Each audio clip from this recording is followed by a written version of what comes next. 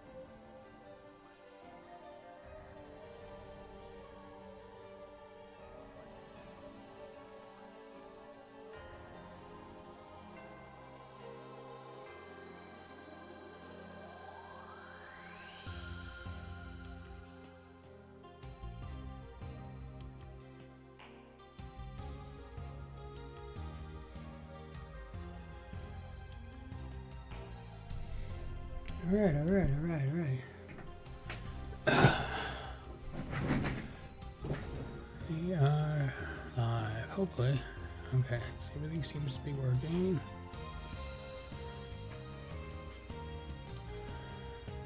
And we can start.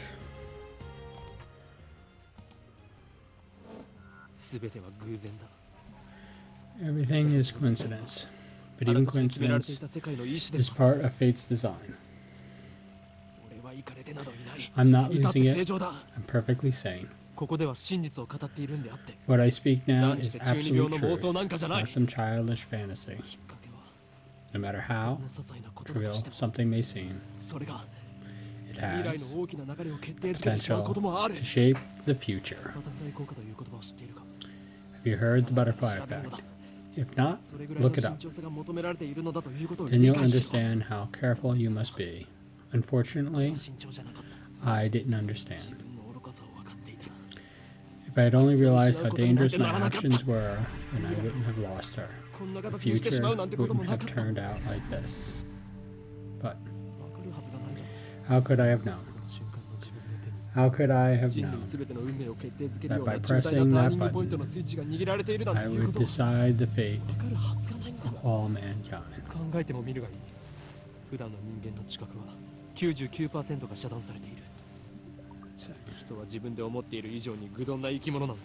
Average human perceives just 1%.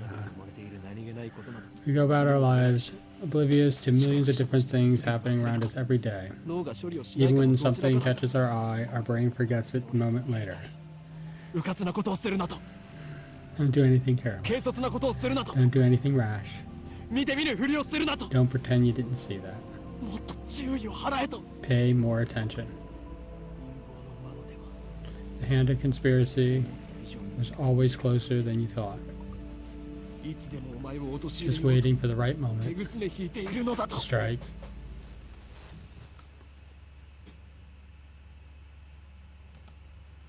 Morning, Darth. How you doing? The universe has a beginning, but it has no end. Infinite. Stars too have a beginning, but are on their own power destroyed. Finite.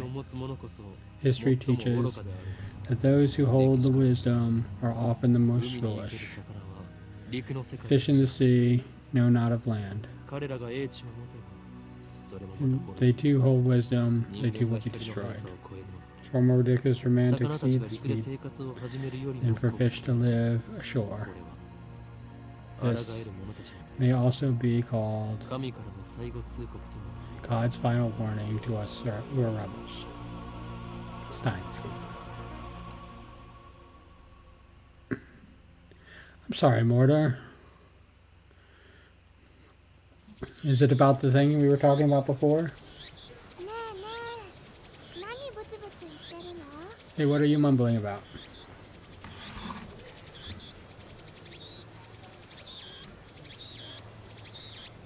There's no sound from the phone against my right ear, only silence.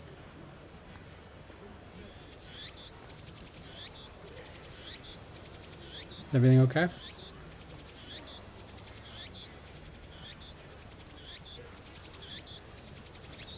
How does this look? Ooh, that might be an issue.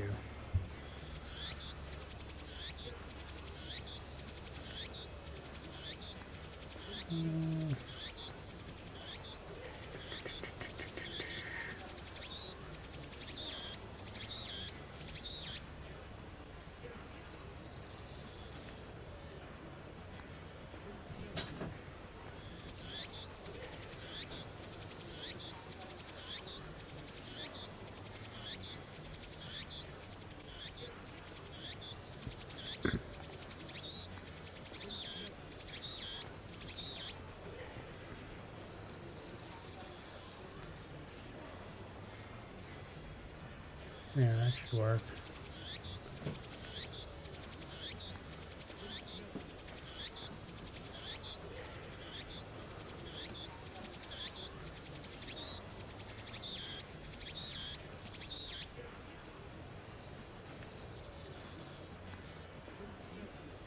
I'm sorry that's happening.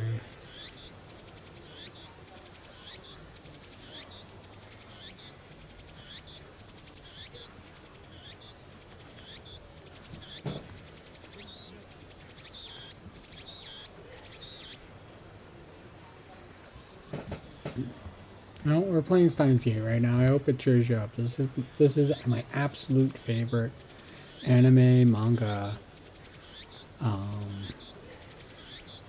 graphic novel of all time. So I hope you can enjoy it as much as I do.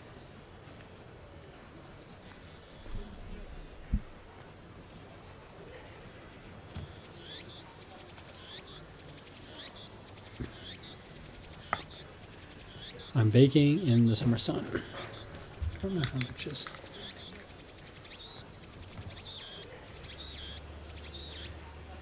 Sweat slowly slides down. Oh, sweat slowly slides down my chin, dripping onto the asphalt.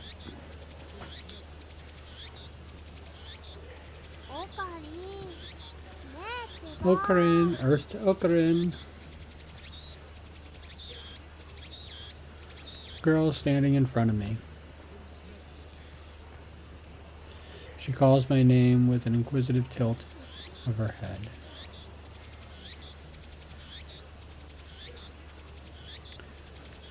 You're about to infiltrate deep into enemy territory, yet despite the imminent risk of death, there is no hint of tension on her innocent, childlike features. I cover my phone's mouthpiece, turn to the girl with an index finger to my lips. You're talking to someone? I nod. I put my phone back to my ear. Still no sound on the other side. My contact is wise to maintain silence. The whole area could be bugged. No, I was just talking to someone. Everything's fine. I'm about to infiltrate the assembly hall. Still no reply. Looks like they just want my report. It's too dangerous to waste time talking here anyway. Yeah, Dr. Nagawashi got the jump on us, but I'll make sure he tells us everything. What? The organization is already on the move? Open my eyes wide to match my shocked tone. The girl turns to me, surprised. I sigh, shaking my head, and rub my temples. I see, there's no choice of Steins Gate. Else I kangaroo. I speak the parting words and then pocket my cell phone. Steins Gate. Some know it as fate, to others it is the will of God. You can count on one hand the people in this world aware of its true nature. In any case, we should begin the infiltration. I advance towards Radio Kakaren, which is just across the street from the train station.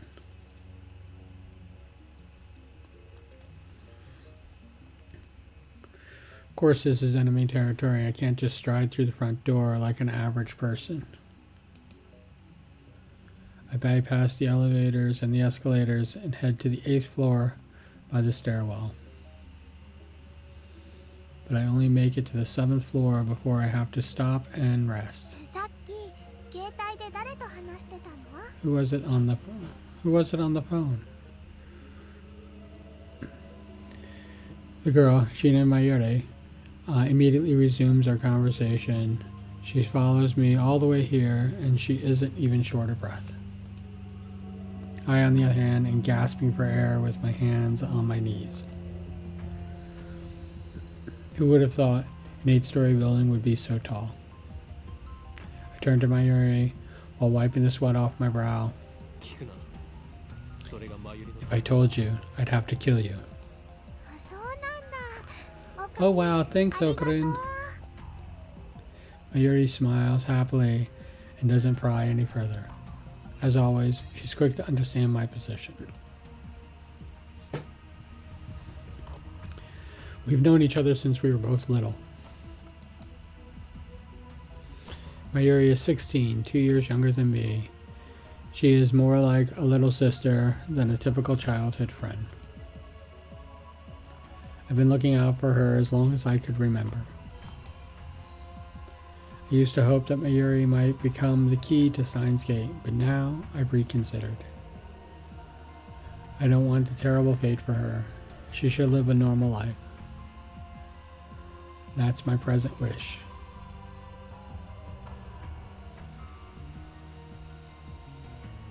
We continue to the 8th floor and into the assembly hall. In front of us stands a cheap-looking stage with a podium and a sign reading Dr. Nakabashi, Time Machine Press Conference. Okarin. I insist on calling me Okarin. That's neither my real name nor my code name. It's just one of those annoying nicknames people use. How many times do I have to tell you? Don't call me. How many times do I have to tell you? Don't call me Okarin. Huh? But I've always called you that. It was then I have become Hayun Kiyoma, the insane mad scientist hunted by the secret organization the world over. That's too hard to remember. In any case, Hayun Kiyoma is my true name. Besides that, it doesn't even sound like Okabe Rintaro. You're weird, hee hee. Cease your foolish laughter. Okabe Rintaro may be my real name, but I have rejected it, for it is stupid. And I also have fate derivated Okarin. Come on, it sounds like that elf boy's blue pipe thing. So Okarin, can I ask you something? In one ear and out the other. She's been calling me that for 5 years now, so maybe it's time to give up. What are we doing here? Wait, you followed me here without even knowing why? Yep. She nods, dropping her smile. We're here for Takamachi's press conference. Standing in the assembly hall on the 8th floor of the Radio Kakaren, and it is here that the conference will be held. Dr. Nakabachi is the inventor. He appeared on television from time to time and has a few patents under his belt, but mostly he's treated as a curiosity. Press conference, but where are the reporters? Mary's right. Scan the entire hall, but there's no one who looks like a reputable reporter or a cameraman. There's only about 10 of us standing in the hall, including me. Consider Nakabachi's moderate media presence and the fact that it claims to be invented a time machine. I would have expected more. Could this be the organization working its twisted influence? I twist my lips into a sneer. I thought that Nakabachi was like me, a scientist fighting to overthrow the organization. But this press conference suggests other motives at work. Our enemy won't miss this chance. Prefer not to get wrapped up in his mess. Nevertheless, we're interested in what he has to say. That's why I'm here, blowing an afternoon of my precious summer holiday. Mayuri ponders an utterance for a while before finally turning her head. You wrapped something? Is it his birthday too?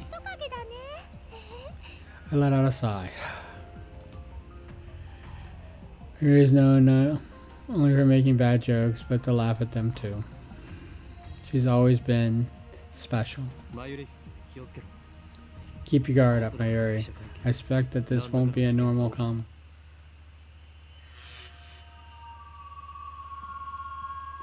Didn't even have to even finish my sentence. Are we under attack? Are we trying to fry our brains with electromagnetic waves?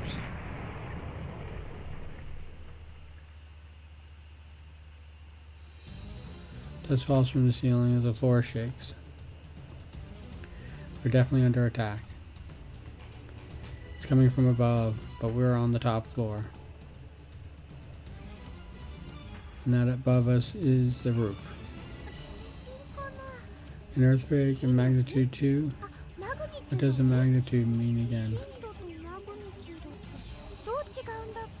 No time to deal with Mayuri's confusion. Something's not right about this. Bolt out through the conference hall and run upstairs to the roof, ignoring the no trespassing signs in my way. The door is open. Upon closer inspection, I realize that the lock has been broken. I open the door to see billowing clouds of black smoke. There's some kind of photosynthetic dust sparking in the air. An explosion? I can't believe it. It was really an explosion. My heart is racing. Damn it, I don't know what to do. Should I run away? Why an explosion? Terrorist? No, it doesn't fit. I mean, how do you explain that?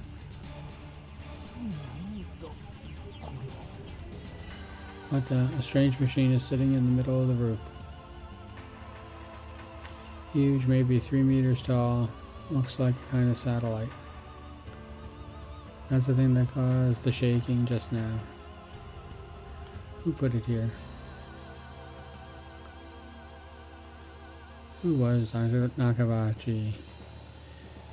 And is this part of his presentation? Impossible. Even if that were the case, how the hell would he get up here? How would he get it up here? My head is bursting with questions. They search for the courage to approach the machine.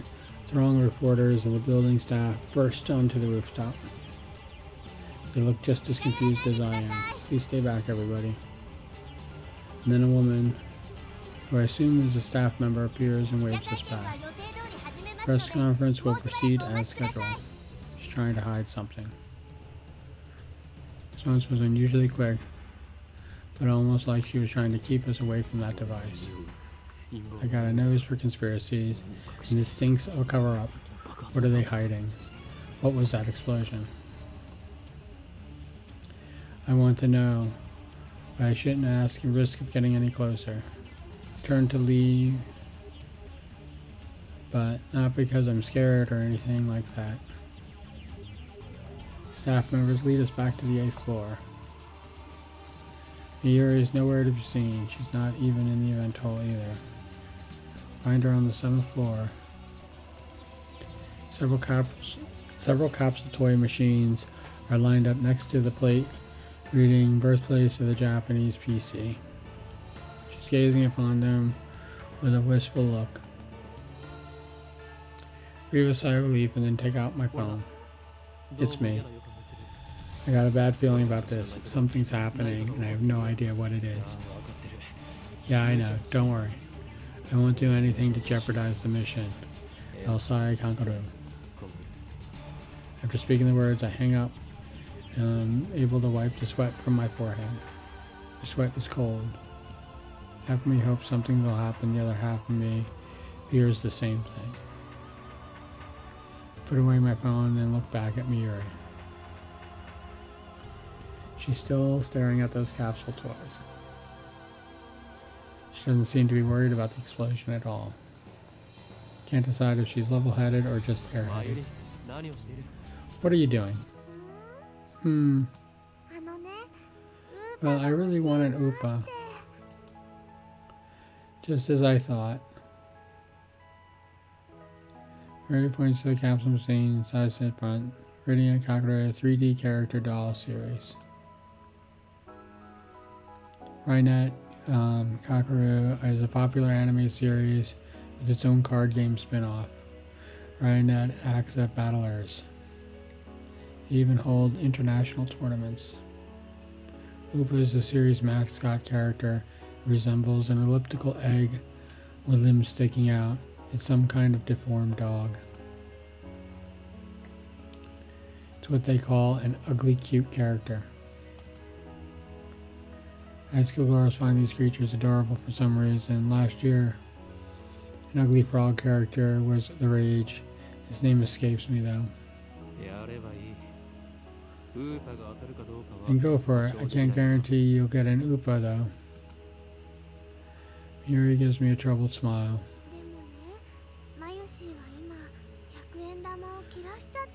All of them are 100 yen coins. She is what Mayuri calls herself sometime. According to her, it's supposed to have a star at the end. Mayushi with the star. But who really cares? So can I borrow 100 yen, please?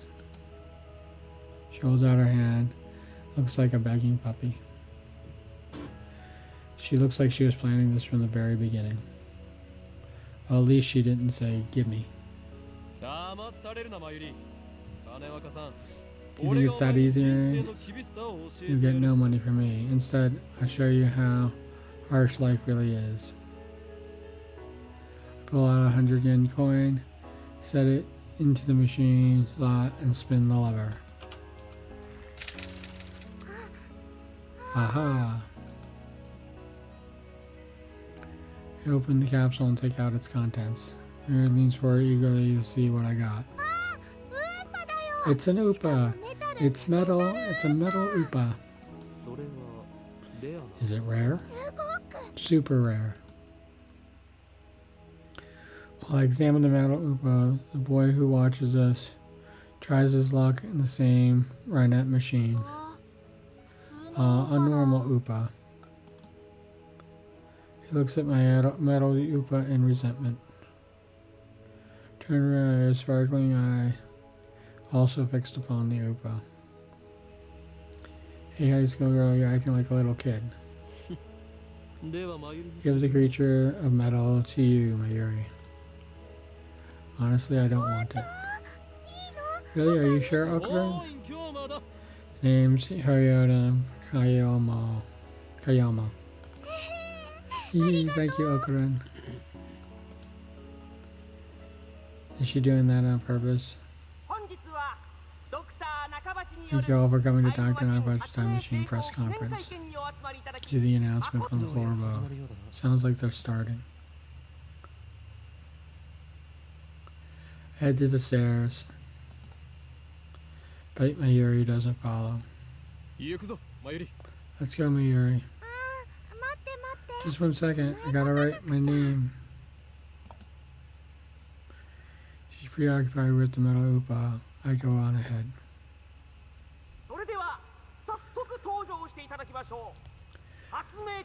Without further ado, I'm pleased to introduce the inventor, Dr. Nagabachi.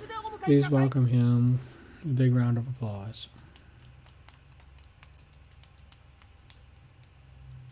Dr. Nakabachi enters to sparse applause. He walks up to the podium. He's already wearing a frown for some reason, and I can feel his irritation from here. I'm Dr. Nakabachi. Thank you all for coming. He takes the microphone and begins to speak, his voice brimming with confidence. Now then, ladies and gentlemen, allow me to begin with my theory of time travel, the greatest scientific breakthrough of the century. Did he really build a time machine? Mary refers after writing her name on the metal Upa. She's a bit late. More ways than one. What she thinks the time machine presentation would be about. I take another look around the room. There's about 20 people, including us, but still no immediate presence to speak of. So this is the extent of Dr. Nakabachi's fame. No one believes he invented a time machine. I was interested in what he had to say. True, but my expectations were no higher than the rest of the onlookers. Good thing they weren't. He proceeds to explain his time machine design. My curiosity quickly turns to disappointment and then anger. Doctor! My roar silences Nakabachi's and draws the eyes of every person in the room. Do you take us for fools? Who the hell are you? Who the hell am I? Someone who knows you for a fraud. That's who. You stole your theory from John Titor, and you call yourself an inventor? Someone throw this man out. You're the one who should be thrown out, Doctor. Have you no shame? You have no right to call yourself an inventor. Shut your mouth, you little pest. Listen, someone grabs my arm from behind. We're convinced it's an official here to throw me out. I turn around and glare him down. Unhand me, you,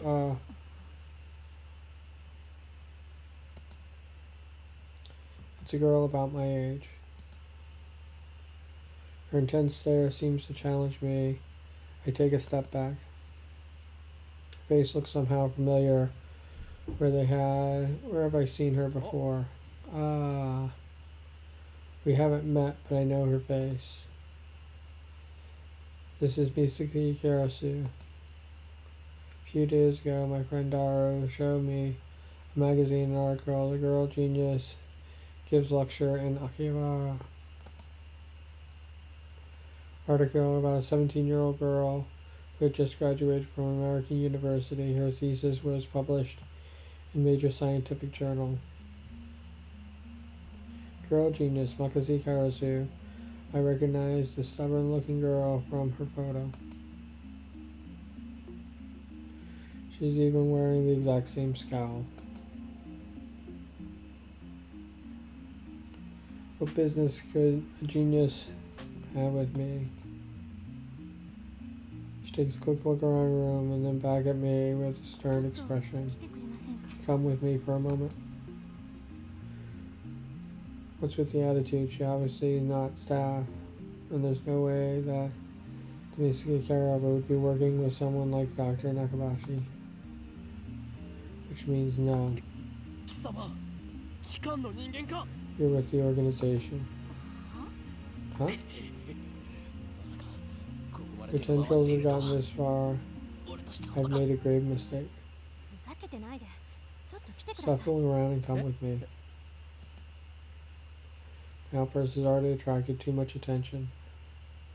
Nakabachi in particular looks like he wants to rip my head off, but it must be mortifying to be exposed as a fraud for a bright young man like myself.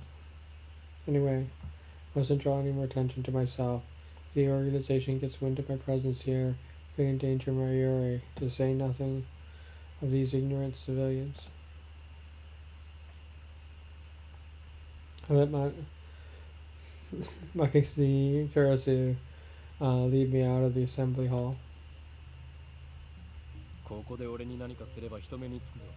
Try anything and people are sure to notice. What would your superior say then? What are you talking about? She glares at me quite fiercely at that. Attractive as she may be, there's no innocence in her eyes. Beautiful agent, unmatched in cruelty. My heart beats in exhilaration from the danger. Looks like chaos really doesn't get my blood pumping. Hee hee hee. Just need to ask you something. What makes you think? I'll answer. I know how the organization operates. What's with this organization stuff? Instead of answering, I take out my phone and put it to my ear. It's me. I've been caught by the organization agent. Yes, it's Mitsuki Karasu. She's a dangerous one. No, it's fine. I'll find my way to.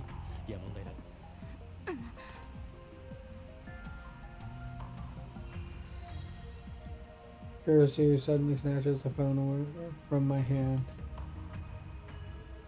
Let's go. I didn't have time to react. What are you doing? Your phone is off.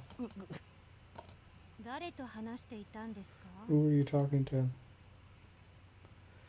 Her eyes pierce deep into go, and I quickly look away. She's good. She's trying to attack my sense of identity in order to cause a mental break. Cover. This isn't enough to sway me. Your techniques don't work on me, but I'll tell you anyway. That's no ordinary phone. It's designed to deactivate the moment it leaves my hand. Ooh ha ha ha ha. Such measures are necessary to maintain secrecy. I know that could get me killed.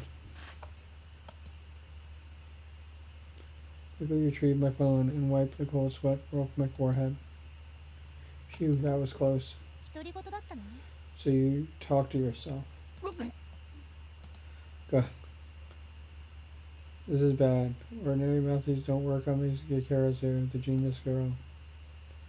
On the contrary, she's the one psyching me out. Damn, looks like I'll have to make a tactical retreat. And just find an opening. Suddenly Karasu steps up with a serious expression. She stares right at me with huge, blazing strength of will. Such fire, I can't look away.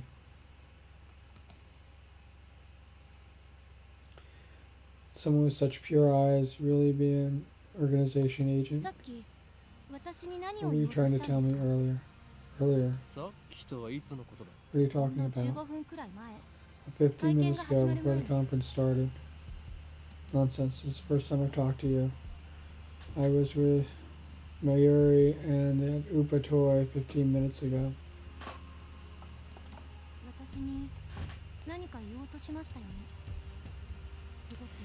You're trying to tell me something, right? You looked really upset. Is it a trap? It does seem like one of the organization's dirty tricks. Would this girl do something that underhanded? You look like you were going to start crying any second. Why have we met before? She seems sincere. That makes her even more suspicious. That's right, don't let her beauty fool you. She's a cold, calculating secret agent. If I show the slightest vulnerability, I'm done for. How do you know my name? My knowledge has no limits. I'm a mad scientist after all. Genius girl, our next meeting shall be as enemies. Huh? Farewell, muhahaha. I spin around and take off down the stairs, ignoring her calls to stop. Like I'd listen to the enemy. Damn, that organization must be serious if they're sending in agents like her. Ran all the way down to the 4th floor. Check behind us once. I'm convinced Mitsuki is not tailing me. I sigh while rubbing my temple. I can't let them capture me yet. Well then, what do I do now? My mission was to attend the conference and evaluate Dr. Vashi's research. Now that I've know that he's a fraud, there's no real point in going back. Guess I'll just go home.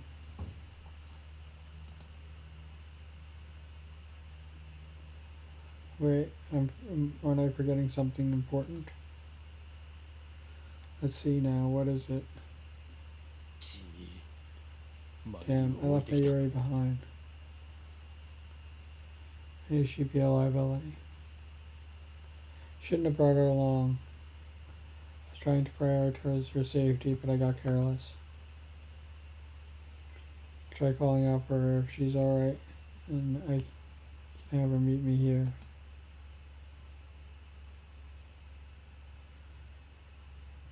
That thought in mind, I take out my phone, turn it on. It rings just as I do. An email. Not just a regular email, there's a video attached. And it's from an unknown address. Open the video file, some trepidation.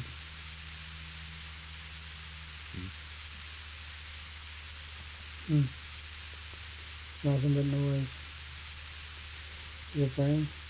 Some sort of Mitsuki style attack? Maybe the noise is some sort of make people go crazy frequency. No wait. I don't remember giving her my mail address. I'm probably just thinking too hard. Curse myself for being gullible enough to play the radio.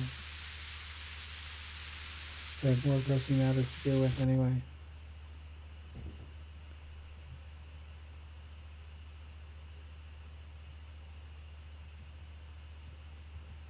Stop the video and call Mary's phone from my address book.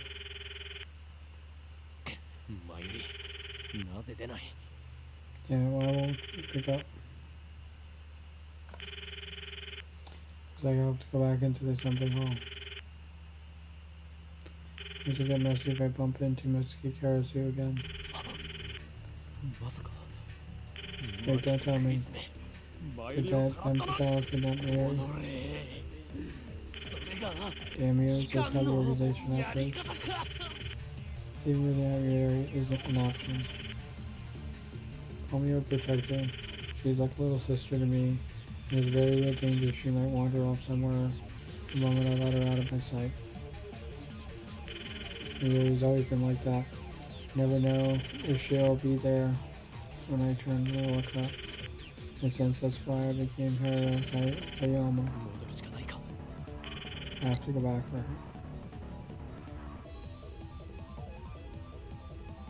Thought of climbing back up the flight of stairs is refreshing, but I have no choice.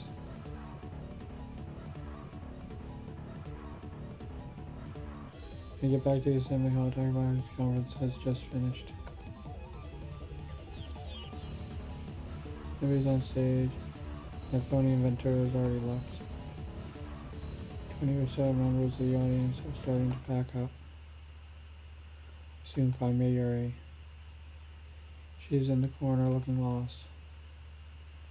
At least she wasn't kidnapped. Even better, I don't see Mitsuki Karasu anywhere. Looks like I scared her off.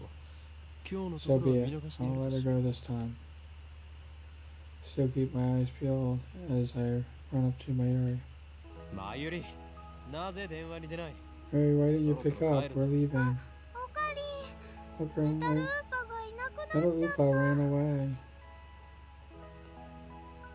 She turns to me with a forlorn expression. Ran away. Is it alive? It's a little hard to believe. I think I dropped it. See, so she was looking for it. Not like it really matters. Get it, we can always get you another one. Anyway, Metal Upa sell upwards of 10,000 yens online, you know. Wait, what? That toy was worth that much? Mary, where did you drop it? I don't know, that's why I'm looking for it.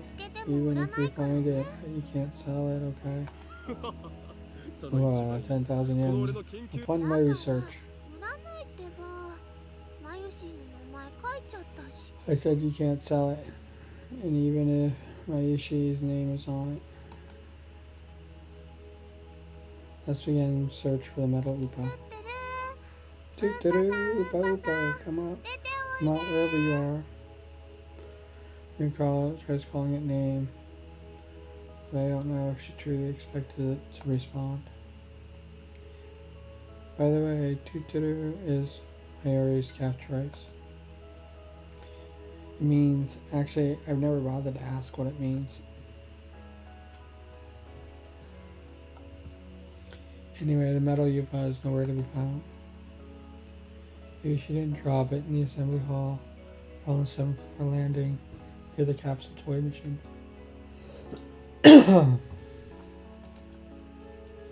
The possibility that someone with an eye for rare items pilfered it. Just imagining the smug grin on that person's face makes me wither in envy. One man steals a helpless girl's toy, and there's nothing in his heart but lust for money. Sounds like you, Okoren. Well, I wasn't expecting that from Mayuri.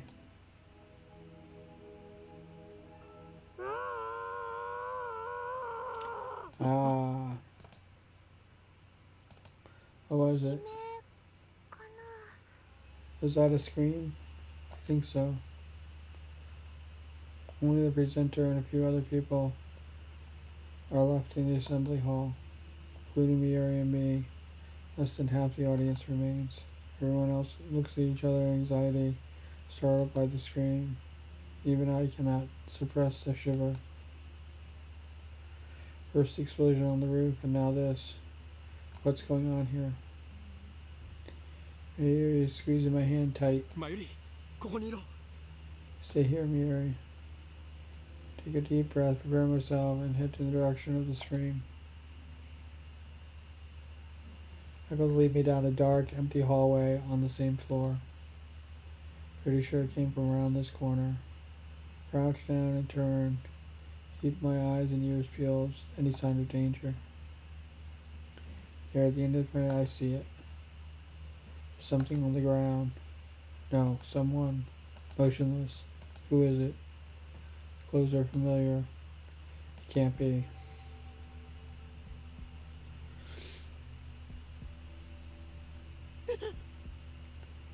What? Mitsuki Kurisu. Face turned away, but I know it's her. Deep hurt and genius girl I just fought with 10 minutes ago. Now face down in a pool of bright red blood. She's dead. No. But why?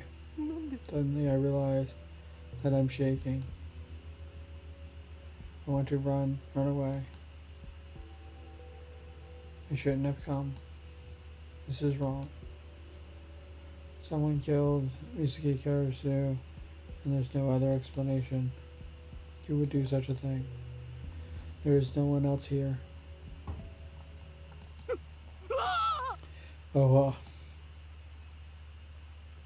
twist around in shock. Some other men followed me. Every one of them was ghastly pale They must have seen the body. Call the police. The man cries out, panic at this. Everyone else screams and runs away. Follow them, of course. There's absolutely no reason to stay here.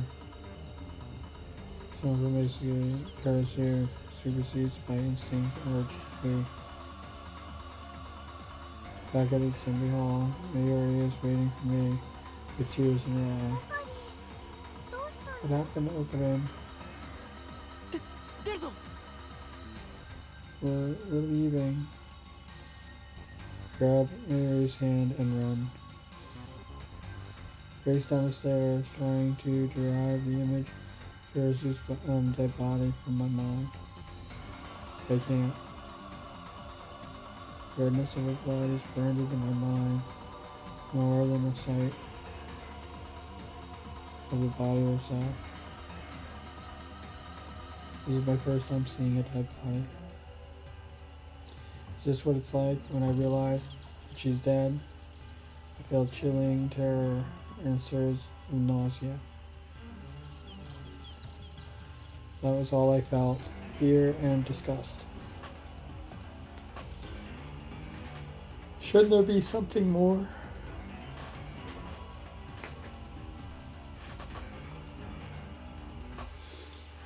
I guess I didn't know her that well.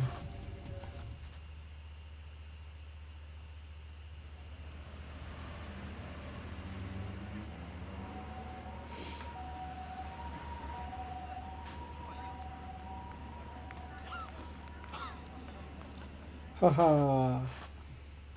Haha.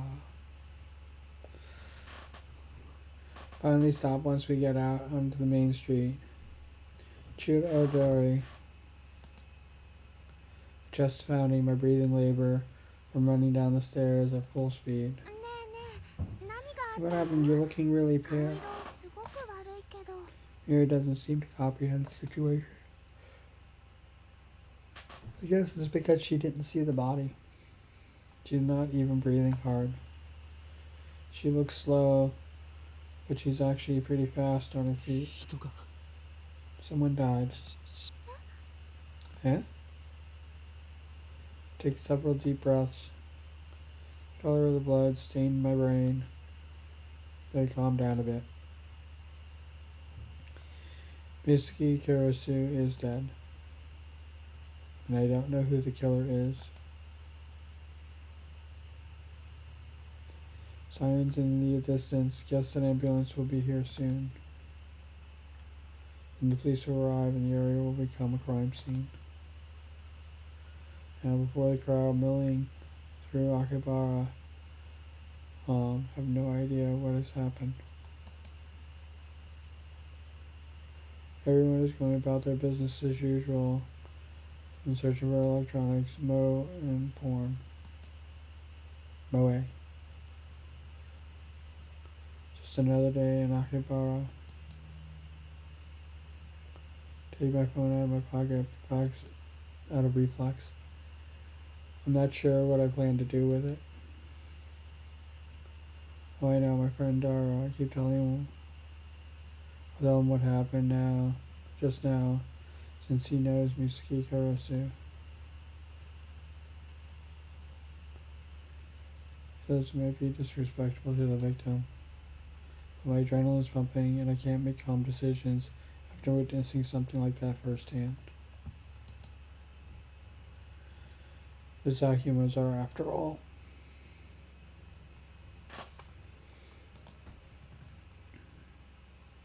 We're not as special as we like to believe. At the end of the day, we're nothing but dirty, slime-like flesh. Our souls fester like semen left to rot in the womb. That is how we humans are. Wallowing a bit of angst, I began to type on my phone. Daughter, trouble. Someone stabbed Mitsuki Karasu. Looks bad. Hope she's okay.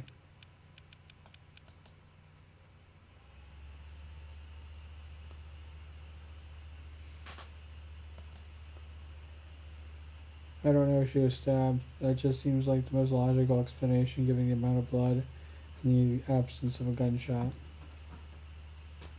the other hand, I didn't write that she was dead, even though I'm pretty sure she was. Can't exactly explain why I didn't. If I had to say, I guess it felt like writing it down would set it in stone. Might make me feel guilty as well.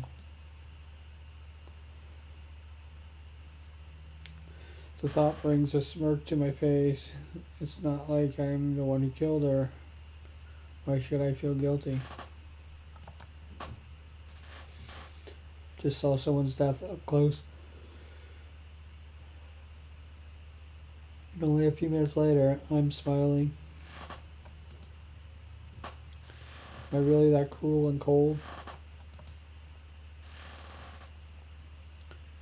Well, I am a fiendish mad scientist, so it suits me. I finished typing and placed my thumb over the send button. And then I pressed down. Sending.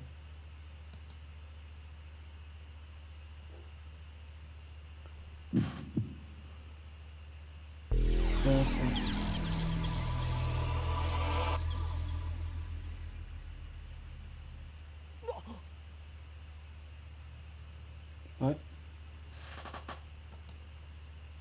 What was that? Wait, look around.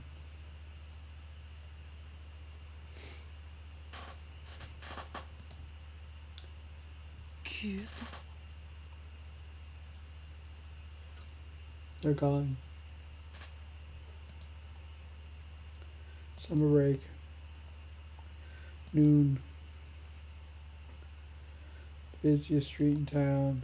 Just now, thousands of pedestrians vanished in thin air. Is this a dream? Am I hallucinating? I don't know. But they're gone. Saw them vanish with my own 2 eyes.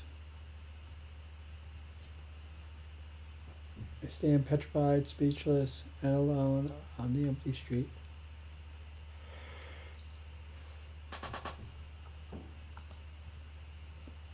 Desperate to find someone, anyone, I look up. There on top of Radio Kaigan, sticking out of the 8th floor hall where we just were.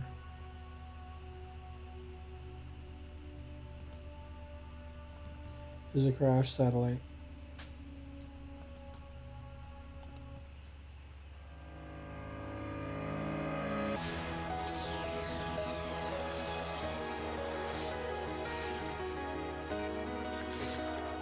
There's no time.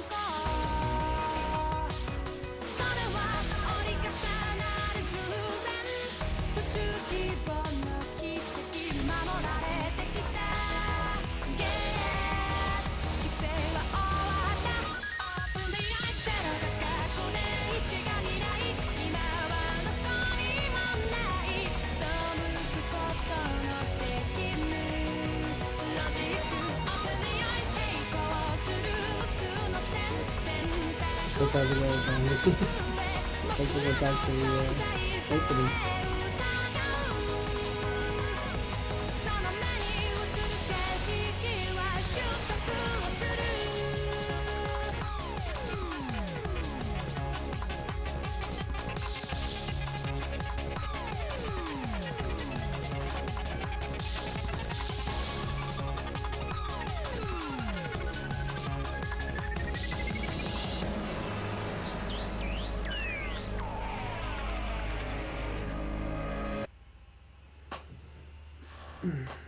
Yep.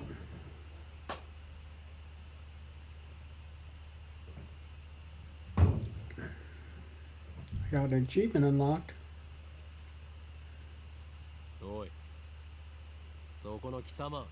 Hey, you, can you see us?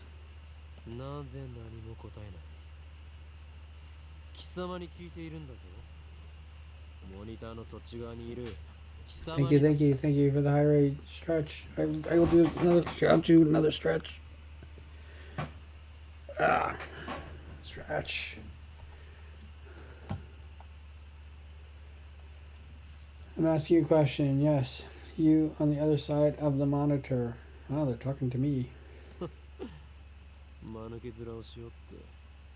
Your silence only strengthens my hypothesis. Shows that from your perception, it appears that you are the ones inside the monitor. But that's where you'd be wrong. For it is you who are inside. Your reality is nothing but lies and shadows. Naturally, that includes you too.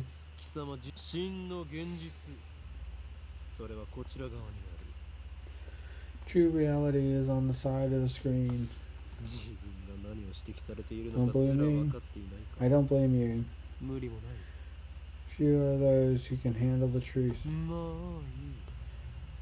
But no matter, I shall speak simpler terms, easy for you, even you to understand.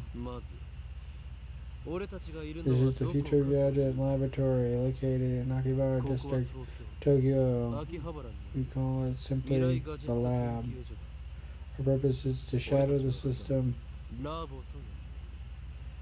and plunge the world into chaos. Really? Shouldn't do bad. Really? You shouldn't do bad things, Okaben. Why, I'm a mad scientist, remember? The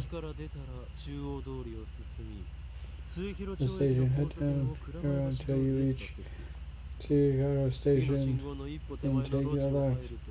To come in the alley before the traffic light, you'll find a rundown Okayama building. The lab is on the second floor. The first floor shows an old repute called Braun 2 Workshop. You can't miss it. There's exclusive CRT monitors of all things. Can you imagine?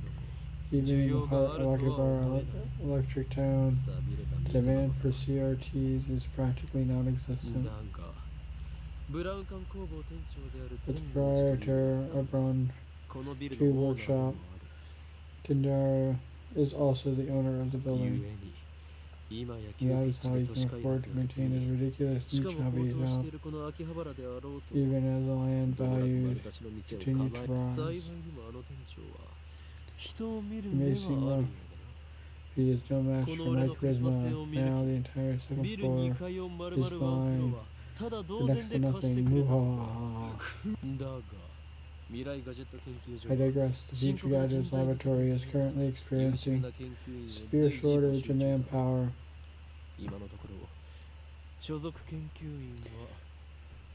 We welcome dedicated scientists from all fields to apply. At present, our researchers are... Okay. Gotta say lab mean. Not researchers. Our laboratory members are 3. I am the founder of the Future Gadget Laboratory. Lab member 1. Lab member 001. The insane Mazda Haruo Kiyoma. Okarin is cuter though. Next, we have the resident cosplayer, the only female member, Lab member 002, Shina Mayore. Call me Mayushi. I'm making costumes more than wearing them. Next, we have our resident Super Haka, Lab member 003. Hashida Itaru. Stop calling me that. It's Super Hacker Da. Here at Future Gadget Laboratory, we are devoting ourselves to the art of invention. Detail, see our lab's homepage. Our top priority, of course, is the development of weapons for war. With the Dark Dominion, the research has spawned a number of offshoot inventions. In fact, that's all it's spawned. Our arsenal of future gadgets is right up to 8. This is just the beginning. We have a total of 108 inventions to create. Like the tennis manga. Right, I get it.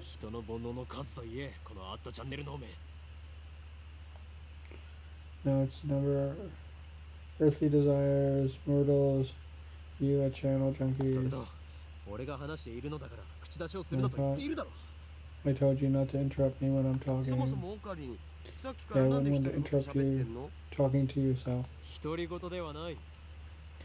I'm not talking to myself, can't you see? I'm talking to the person behind the monitor. Ah, he just grinned. What are you grinning about, damn you? You don't even know. You don't even exist outside of that monitor. Just say, don't look at me. I don't think this is gonna work. Fears our attempt to communicate have failed. It's sad to see someone so deeply in denial of reality. Maybe they think we're in the game.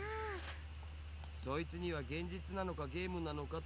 it's even occurred to them.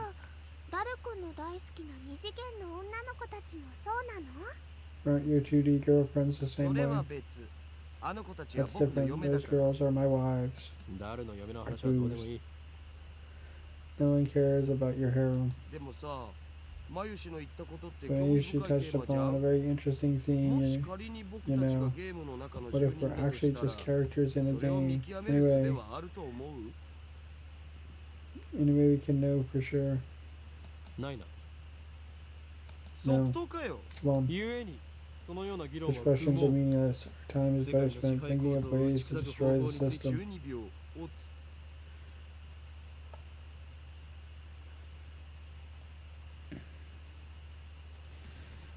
Nice, you shoot me right, bro. Step back from the monitor. Displayed on the screen is an ugly cute creature, Alpacamon. This is a game called Alpacamon 2, where you speak to Alpacamon via microphone and watch him react. The game exploded in popularity when it was released 10 years ago. Personally, I find only the ugly part of the ugly cute to be true. Bought it yesterday, 500 yen used, headset included. Turn to dollar. Hear the menacing glare. Shut it, Haga. I'm no Chinibaru. Wait, patient. I sweep my hair back and flash the devilish grin. Madam Hayura no Kayoma. Is that your character? That's your character's name, right? Hadara, your communication skills are beyond repair. Like you know. I go to tons of offline meets, and I'm always the life of the party. This fat, bespectacled guy is my brother in arms and right-hand man. Tara's nickname is Daru.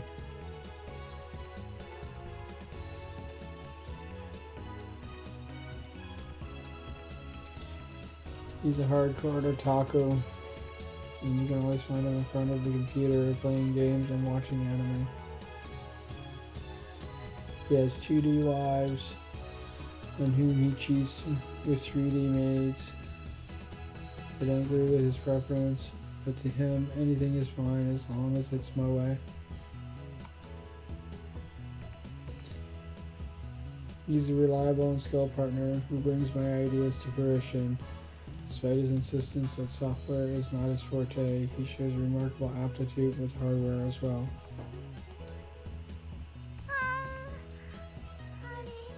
Wow, then you could bit my finger.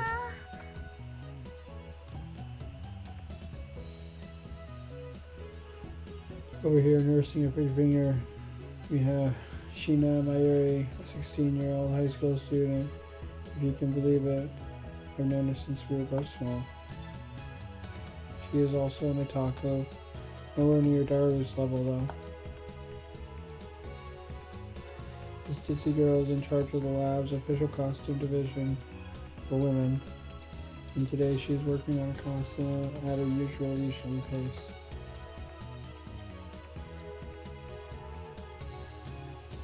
Why does the Future Gadgets Laboratory need costumes for women? It doesn't. Chooses February as completely useless. Still, there's no way I could ever kick her out. After all, she was one of the first to join the Future Gadgets Laboratory. So when the day Mayuri first came to the lab, it was spring, she said to me, "Here she is, Oakland's hostage. I belong here."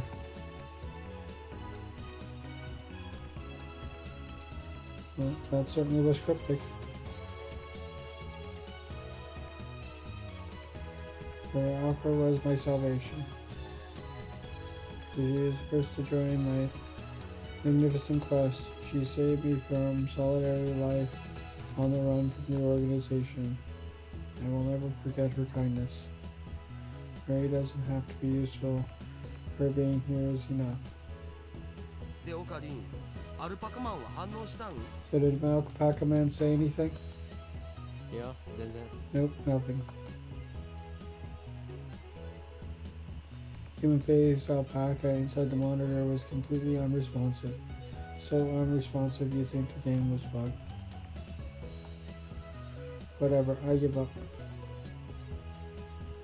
Never again will I play this boring game. Damn antisocial alpaca. Curse his game and smack the TV. As soon as I do, TV makes sound like shorter than when the screen goes blank. Change the channel, nothing. Check the power cable, nothing. Try good again, nothing. Guess it's broken, damn. Scrummy TV is on lease. The Brown Tube Workshop downstairs.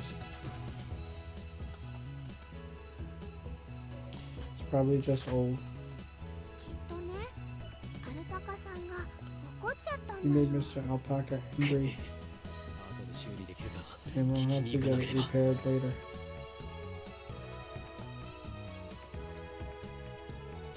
Turn off the TV and lie down on the couch.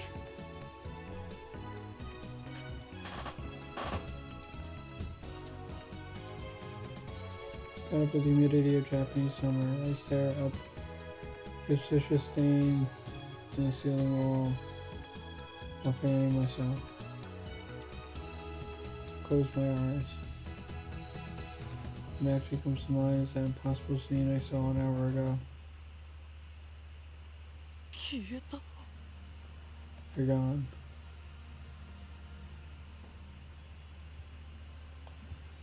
When it vanished from my eyes, I can't explain it. It was just the people on the street.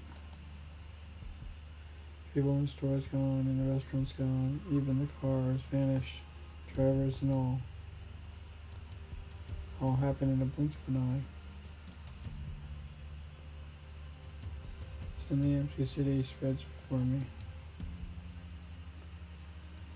So I hear the music in the stores, catchy melodies, the only sound of life remaining. Keep us riding from the asphalt and waves. I can only feel the cold chill down my spine.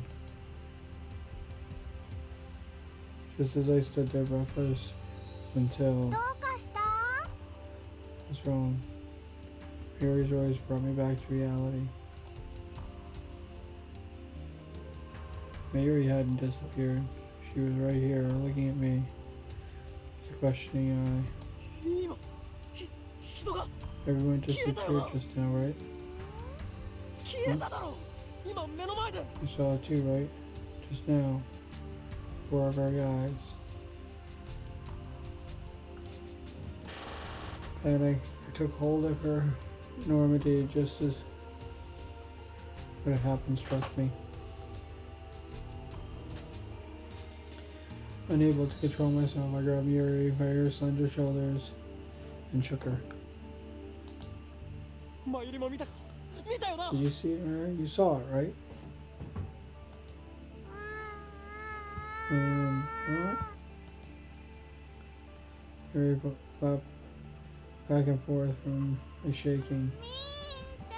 I didn't see anything. You didn't? Stop shaking her, looked straight into her eyes. She returned my gaze, the eyes clear as glass marbles. Saw nothing at all. We were just second ago. What's that? There were. Every store employee it's impossible by any measure. Of course they are. Why didn't it make any sense? It was like this when we got here. Oh, I know. You're seeing things, aren't you? Sure, it's because of the heat. How could she laugh at a time like this? I always thought she was a bit strange. Maybe her brain is actually broken. I realized she couldn't help me.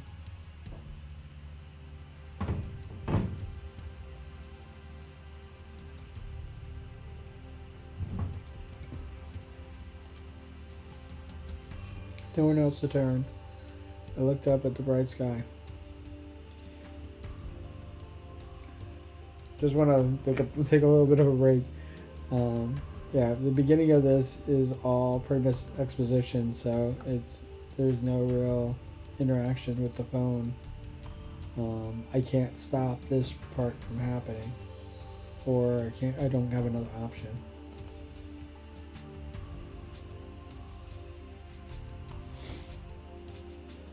There wasn't a cloud in sight. Scorching summer sun shone bright through the gaps in the Akihabara buildings. Naturally, my eyes drifted to the top of the Radio Kadra, where I had just been a moments before.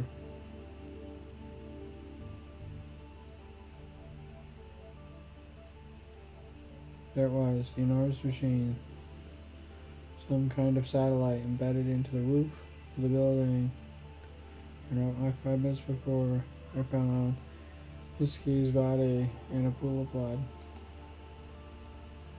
What had happened to her? Just before everyone disappeared, I could have sworn I heard an ambulance siren.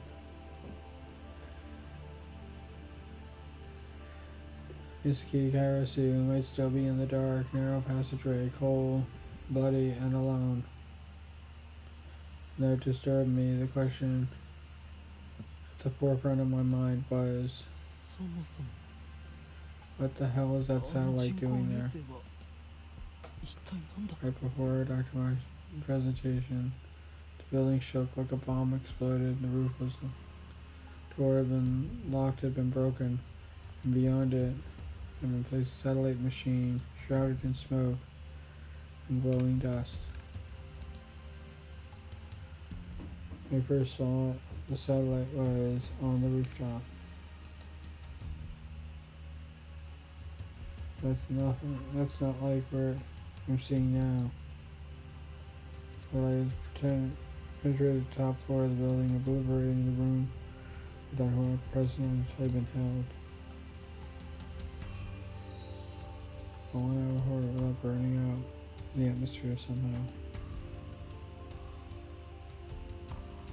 It was crazy. What other explanation could there be? real question was, when did that happen? About last satellite. But what a surprise, huh? What do you mean? What was the surprise? It was the glass sound. Huge, vile? Yeah, it certainly did make a sound. But I don't think it was kaplow. Say it was more like zzz.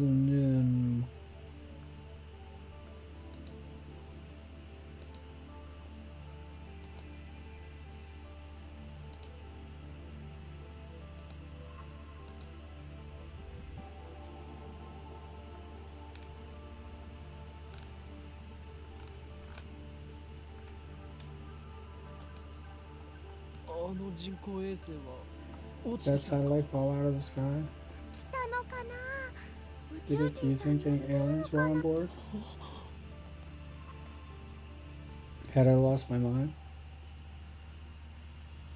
What I had seen didn't match at all with what Yari was saying. Suddenly nothing seemed real. Had I dreamt at all? Hey, you two. Just then a uniformed policeman ran up to us. His expression stern. If you think you're doing this area off limits, you have to leave. We're sorry. Let's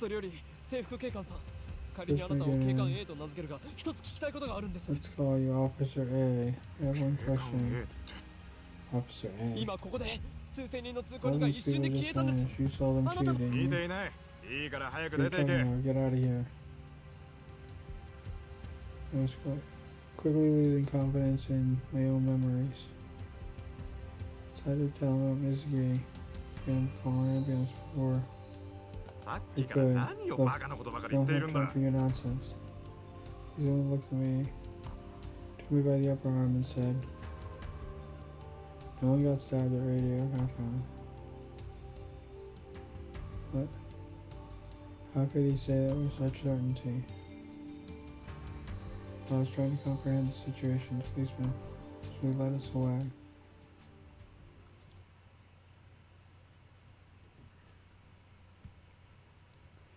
We were escorted up to the UPX and released.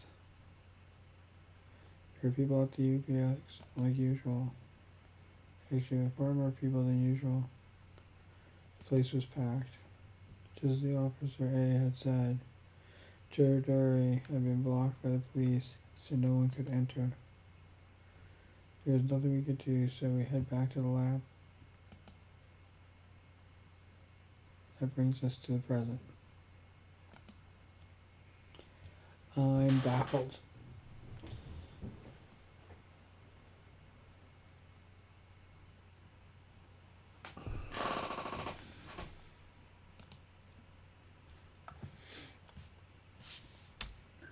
Sorry, just another stretch.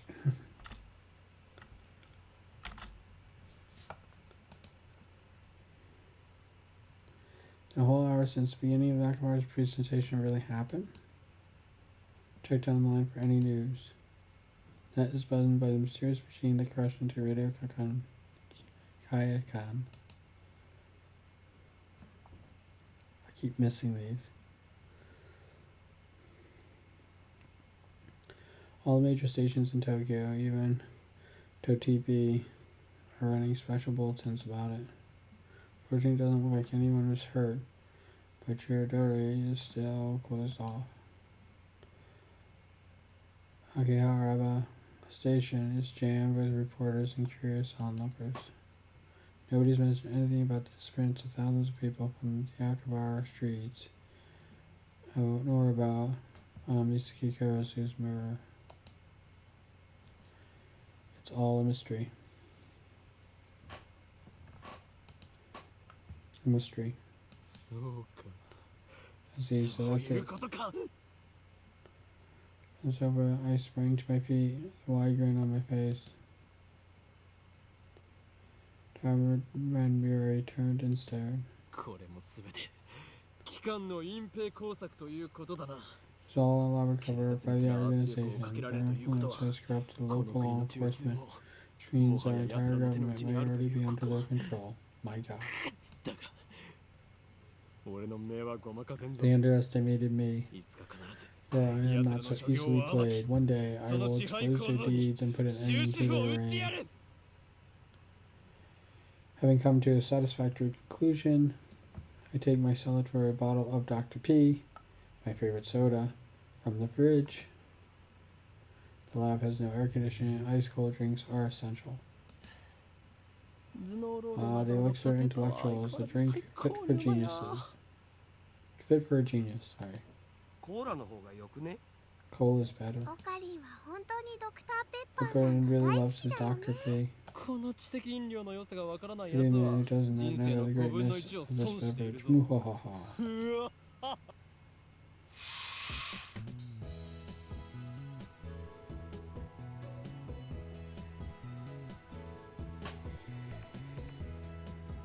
Step through the curtain, dividing its center, and you'll end up at the heart of the Future Gadgets Laboratory Development Room. Just as the name implies, this is a room where you develop future gadgets. Nevertheless, needless to say, it is strictly off limits to outsiders. Yes, I know the setup is cheap. I would much rather have an airlock and a curtain, but our research budget is already scraping the bottom of the barrel.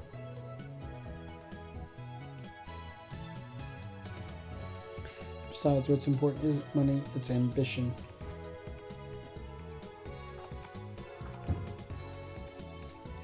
Poked her and bid him to follow me into the development room.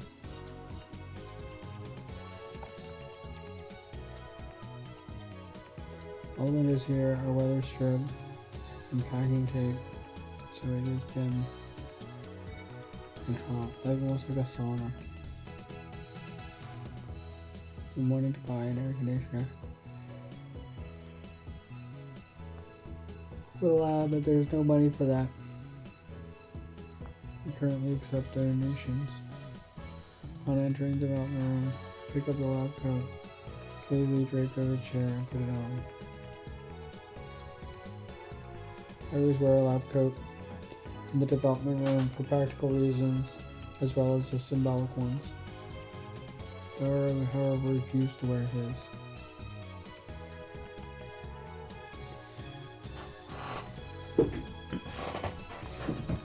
Putting it on and taking it off is apparently too much trouble for him. He can't be bothered to do anything that doesn't interest him. It's men like him who give our generation a bad name.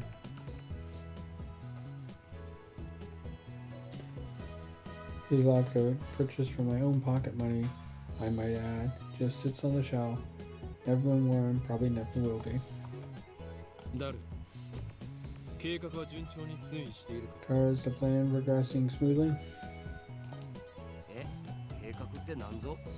What plan? Tara gives me a blank look.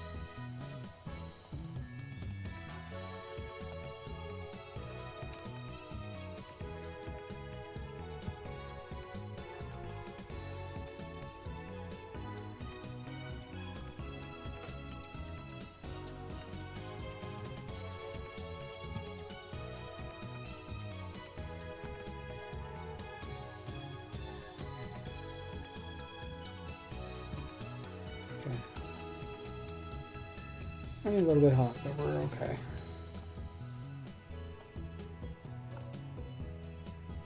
Sign and turn his attention to the table in the middle of the room.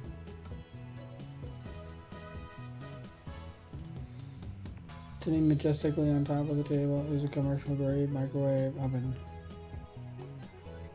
It's significantly larger than the newer home models. Plan, as in the plan. Obviously, I'm talking about our perfecting gadget number 8. How was I supposed to know what you meant? We've known each other for what, 3 years now? We went to high school together, and now we're going to do the same.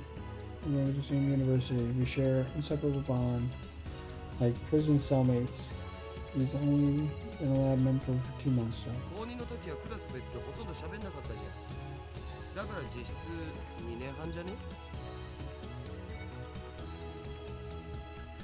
We were in different classes junior year and actually didn't talk at all, so 2 years. Details. Point is, we've known each other a long time, and I expect you to keep up with me here. Nope. Awkward silence. And all I wanted to do is have one of those cool cryptic conversations where we talk about plans and preparations and other important sounding stuff that no one ever knows what it means except us. Shut down again.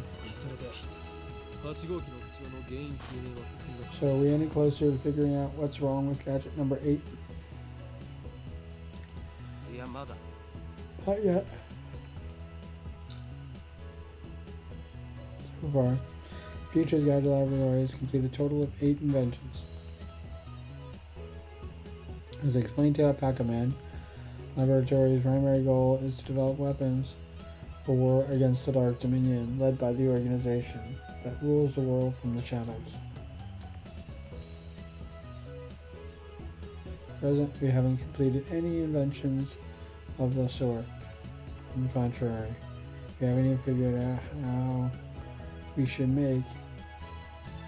But along the way, we've managed to create some ingenious futurist gadgets as a byproduct of our research. It's a fundamental truth of science that great inventions are often created by accident. In other words, serendipity. Allow me to introduce our glorious future gadget. Gadget number 1. Bit particle gun. Gadget number 2. Bamboo helicam. Gadget number 3. This could be Aura Aura. Gadget number 4. Mode Snake. Gadget number 5. Once again, I made a worthless object by Ronaldo. Gadget number 6. Gallium Saber. Gadget number 7. Ghost in the Ball. Now seen the website made to feast your eyes upon the product of mad scientist genius. Anyway, our current problems is future gadget number 8.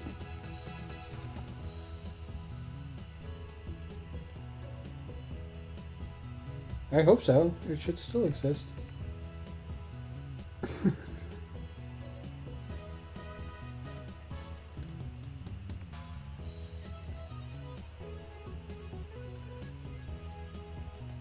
That's actually pretty awesome. I haven't checked it in a long time.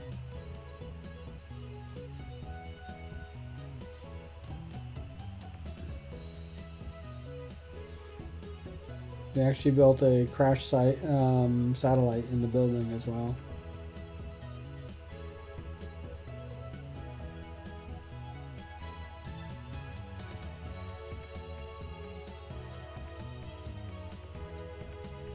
Anyway, our current problem is future gadget number 8, the phone wave, subject to change.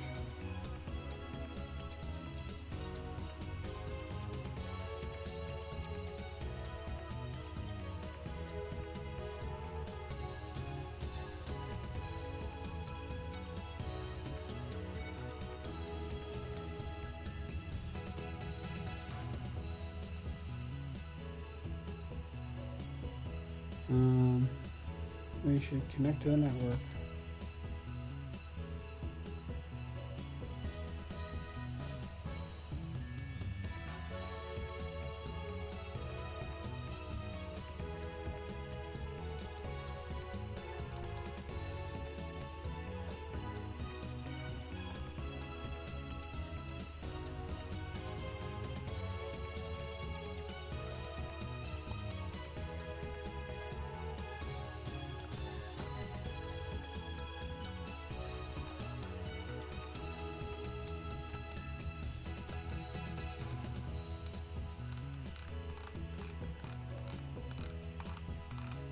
Forgot what this is a picture of.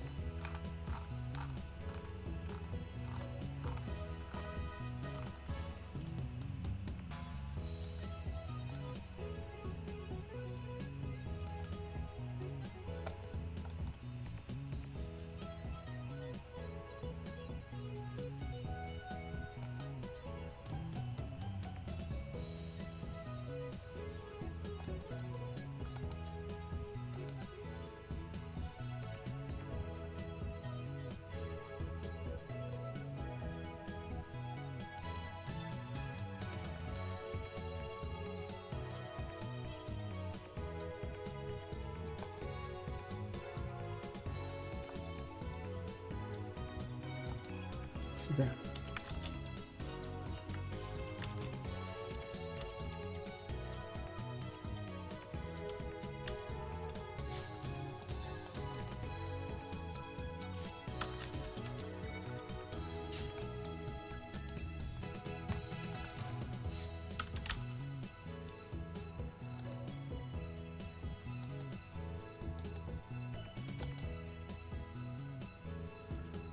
Wave is a pretty weak name, so I've added names, subject change, till we come up with something better. For the record, Mayuri's idea, not mine. The future gadget is complete. The three of us will discuss what to name it.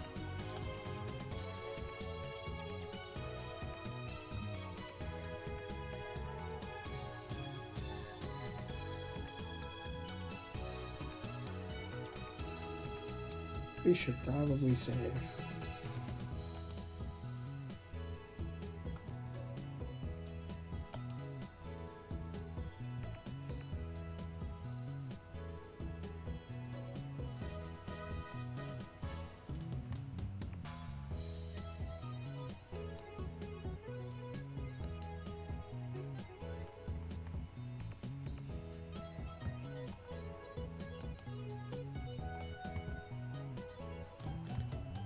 Okay.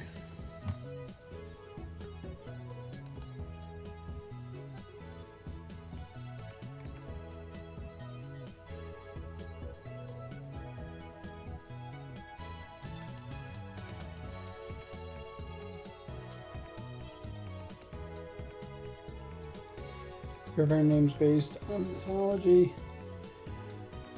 Names with hidden meaning that need explanation to understand. Tyler thinks my naming style is too ridiculous. Just doesn't have passion for words like I do.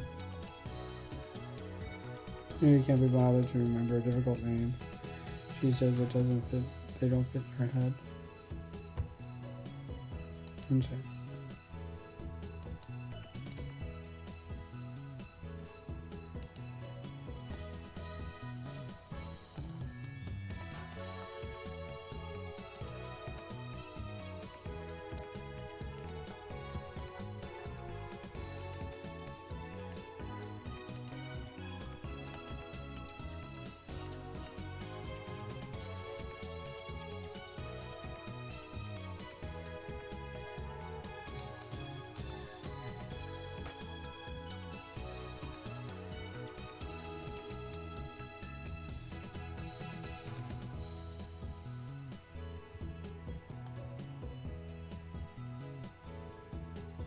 Okay.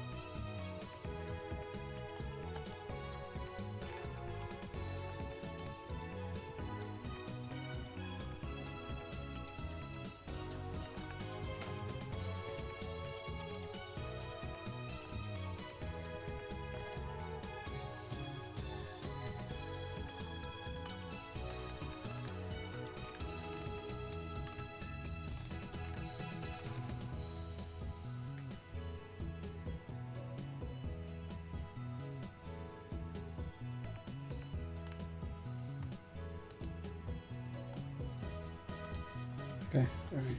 Doesn't fit in her head. So our options on gadgets names are always split. But I digress. Phone wave, name subject to change, is in short a remote control microwave. You put the food in the microwave before you leave, then on your way back, you can attach your cell phone to start the heating process. Voila, hot food ready for your arrival. It's basically a piece of junk. 2 days ago, however, we discovered that the phone wave, named subject to change, had a second unattended capability. Our brave, possibly just ditzy Mayuri had made her daily routine to eat some frozen fried chicken by remote control. Long story short, she was defrosting her beloved juicy chicken number 1, and as usual, when the unexpected happened. The chicken came out more frozen than when she put it in. The microwave refroze the chicken. Since then, Daru and I have been searching for the cause.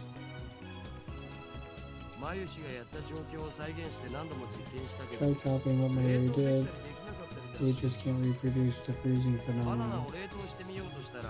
We tried to freeze a banana, it turned out really weird. I just don't get it. Daru now looks completely fed up with the heat, starts fanning himself with his shirt. And already beans by really weird. Let's see if we can't make it happen again. Mayuri, bring forth the bananas.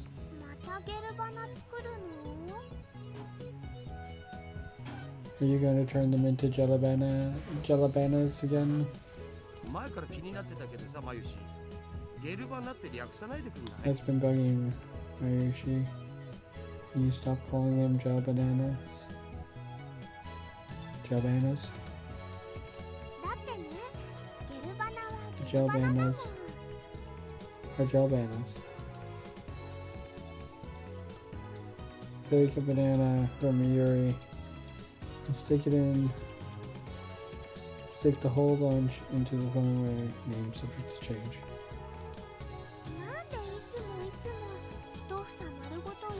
Why do we have to use the whole bunch? It's just a waste of food. Your stinginess could cost us the battle with the organization.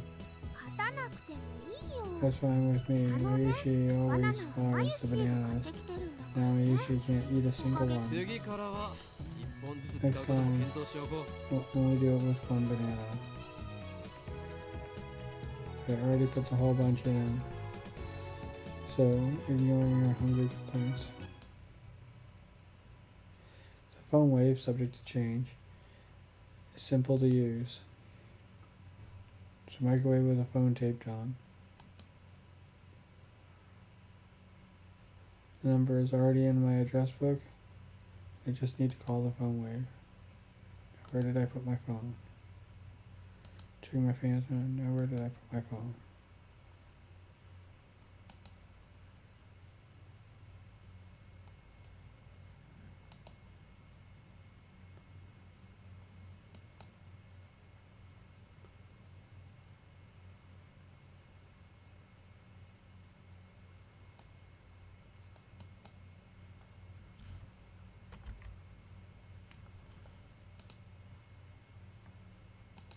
Andrew's phone, phone wave, instant call. I'm connected. Voice only. Hello, this is phone wave, subject to change.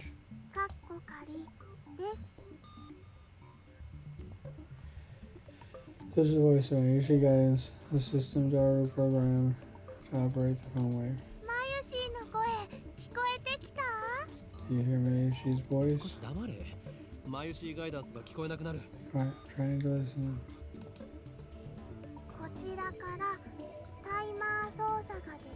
You can operate the timer from this menu. Pushing the number 1 button. Enter heating time in seconds. For example, press 60 for 1 minute. 2 minutes. Press 120. Rename probably pause from wave. Name subject to change to function like a normal microwave.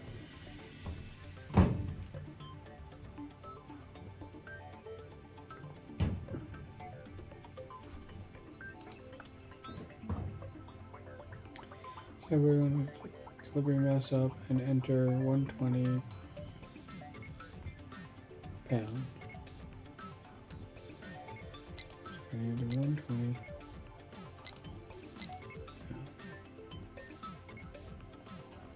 That should do it.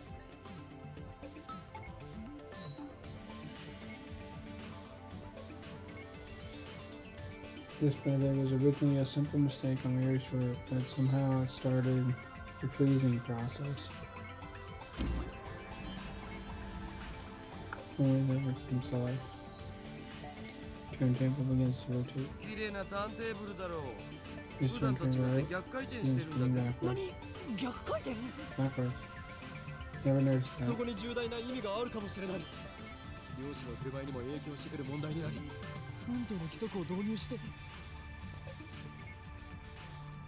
あるわねえよないか No. ないね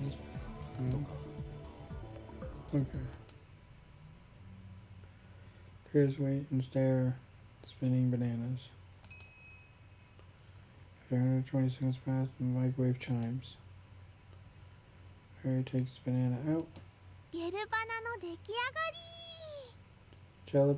Jello bananas are ready.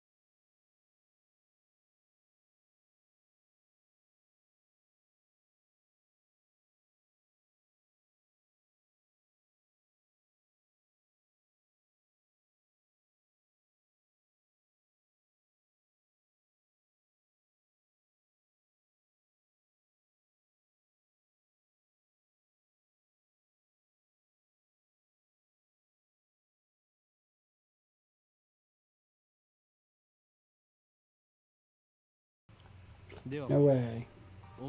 Finally, Yuri, the honor shall be yours. なんかねゲルバナは The jello bananas are all goopy droopy, soft and squishy.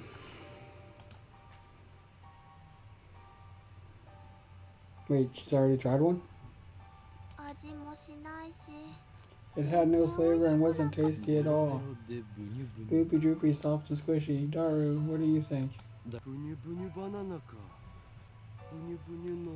Soft and squishy bananas, huh? Soft and squishy banana. Bananas are all soft and squishy for me. ダルくんダルくん鼻血出て Daru, る your nose is bleeding. いいから言ってみてくださいお願いします Please just say あ it. なたのバナナ Your bananas are soft. Your bananas are all soft and squishy. Don't make her say that, you perv. Harry retreats after I hit him with the tissue box. Murray looks up at It does, with an innocent smile. She doesn't get it, obviously.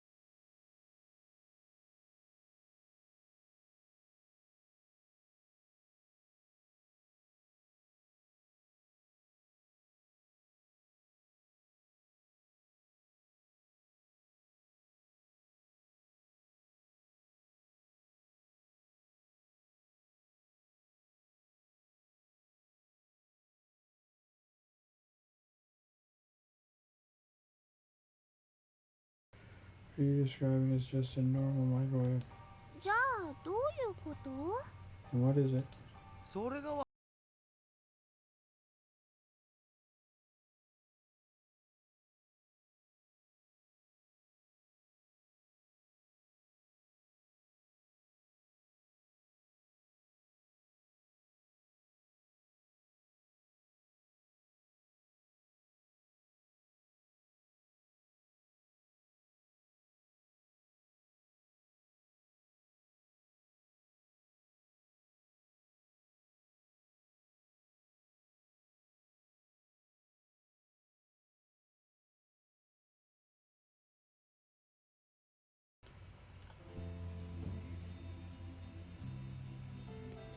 In any case, there's nothing we can do about it. It's time for Garu and I to head to Dabreru.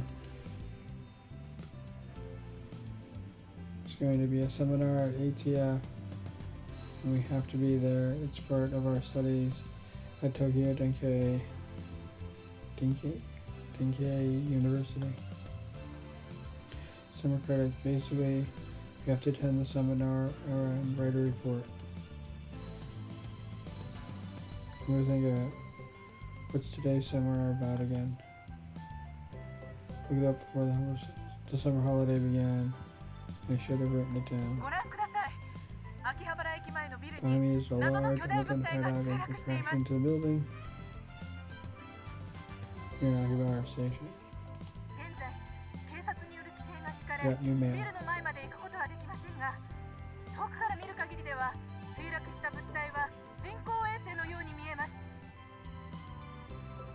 Cross the overpass.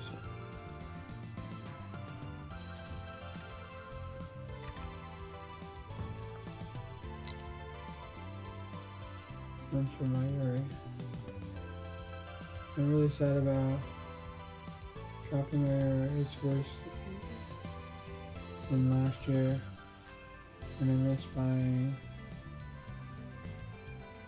Patty Ajero Froggy.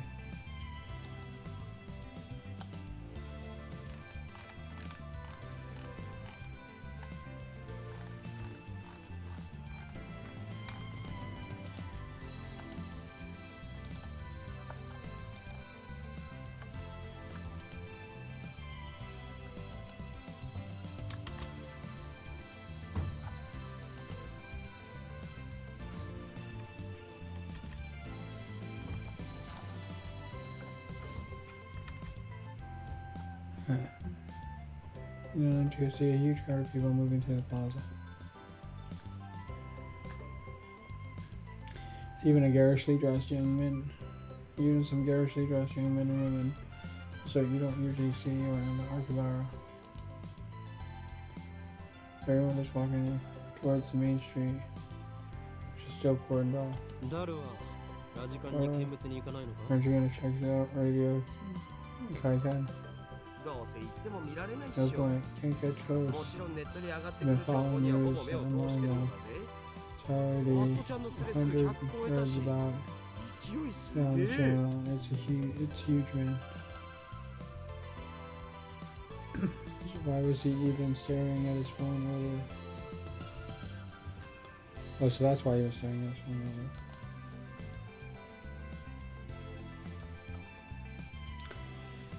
We enter Daibaru and take the elevator to the 5th floor of the ATF assembly hall. あー涼しい生き Yeah, 返 I る feel ぜ that AC, I'm alive. Did it again. Unlike the lab, the rear has air conditioning, and yet for another reason, participation in this 電話レンジ過去仮の件だ about the phone rate being subject to change. I might have found an answer. そのカッコ借りってめんどいからいい加減 You やめる know べき that name subject to change thing? That's really annoying. I won't give in that easily, even if no other lab member uses name subject to change. I will carry on until the day we decide its true name. そんなことは今はどうでもいい Now's not the time. お得意のとんでも理論でもひらめいちゃったん So what is your latest ridiculous theory? 何を言うか Ridiculous. My genius brain has considered every possibility. あらゆ You る know, 可能 plus 性 your につい mind. て思考を Say 巡らせ break ているのだ the law of nature. 根元が言うな Don't you dare call it ridiculous. 神羅万象を超越 Basically, you're just pulling stuff つ out ま of り your 何でも ass. ありってことじゃね You can't just call that 理論で science. だるよ Or I 電話 have レ a ンジ過 hunch 去仮は the 死 phone 体 wave ズゲー name トを開 subject く to 鍵だ change という気がするの may だ be the key to opening up a science game. How's that? そのシュタインなんとかってところからして Science what? 意味不明なわけ You だが lost me back at ridiculous, man. Chime signals our arrival on the 5th floor.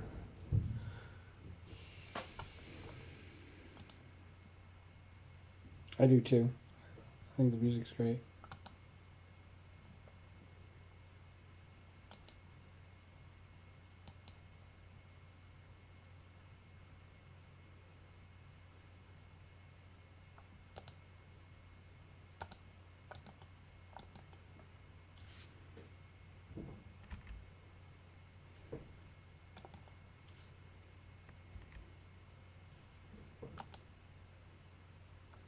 Elevator door opens slowly. We step foot out the elevator. I bump into someone. Quickly grab the person's shoulder and keep them from falling. I'm sorry. What? It's a girl. And I recognize her. You. Impossible. Chills run down my spine. I stare at her face in disbelief. Saw this girl just 3 hours ago.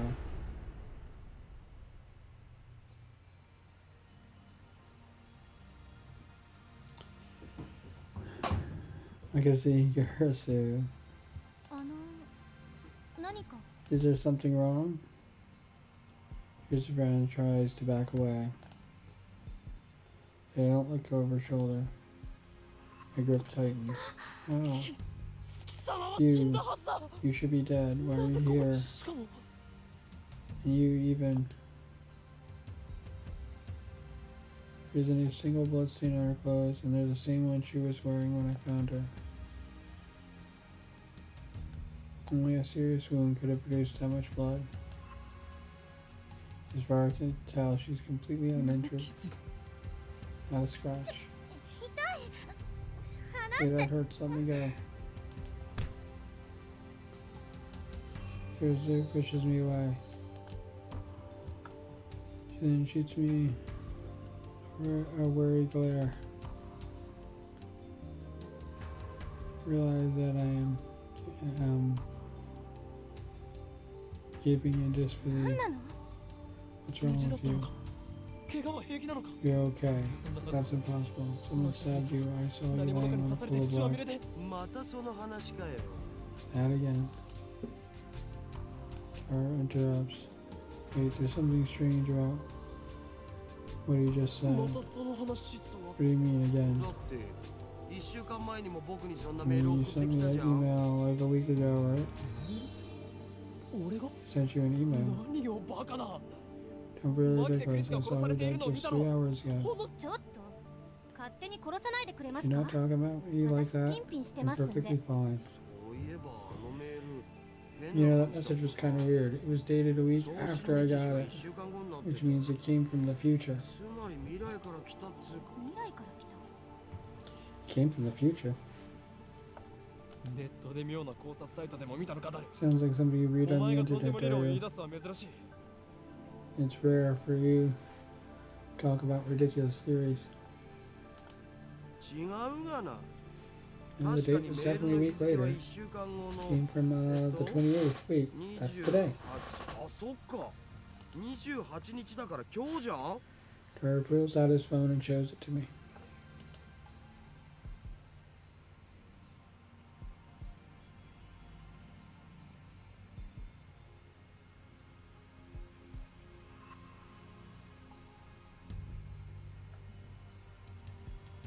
His email sent from my phone.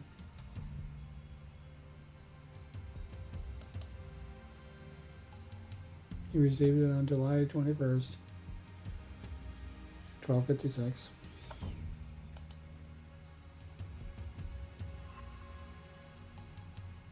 It was sent on July 28th, 12:54.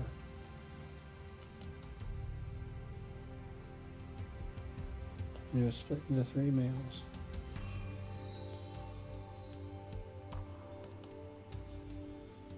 Someone said, PCK, Kyosu, don't. Why did you send such a short message in 3 parts? It looks like the 3rd email got cut off.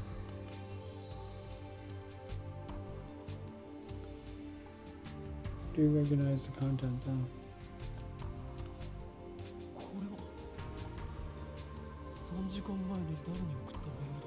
This is an email I sent you 3 hours ago.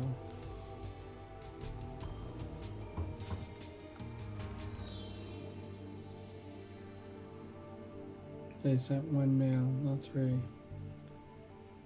Should be more text.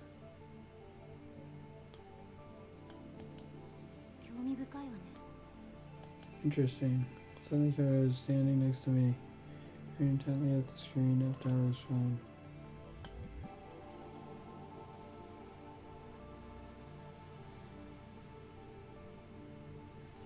Alright, the email's not important. Well, maybe it is, but not right now.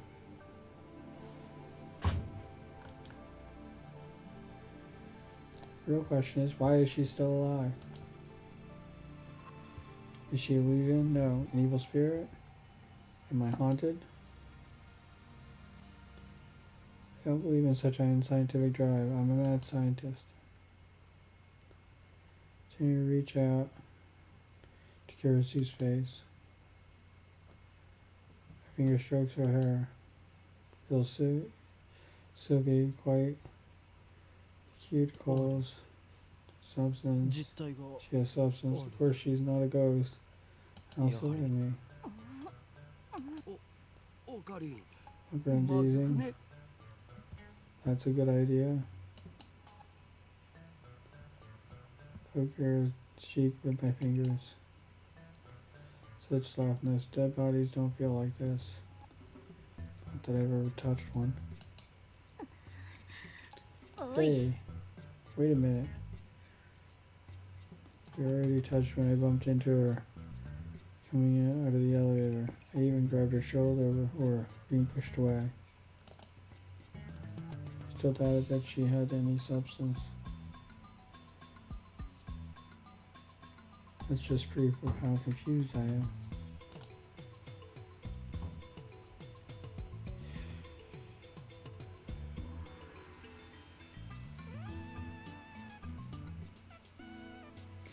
She's alive, and what did I see back at radio? Daiken. What was that scream I heard? Are they hallucinations, just like the mass disappearance? So she was stabbed. Maybe just hiding her wounds. This requires a further investigation. Grabbed a umbrella, slowly left it. Trying to get yourself arrested. Just want to know the truth. Stare straight back at Karasu. She trembles with anger and lifts her blouse a little higher. What truth you heard, you stupid? Wanna die? She pushes my hand away. Ocean's famous lines for the win. Tire shot something silly, but I ignore him. Pressing Karasu. I know what I saw. What? Did you just see my underwear? Kirsty's face turns bright red. She firmly pulls her blouse down. No, you fool, not that.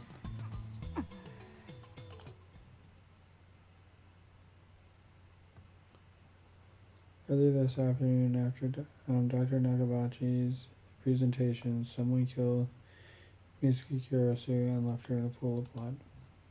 Carefully explain everything that I saw. Wait, Dr. Nagabachi? What are you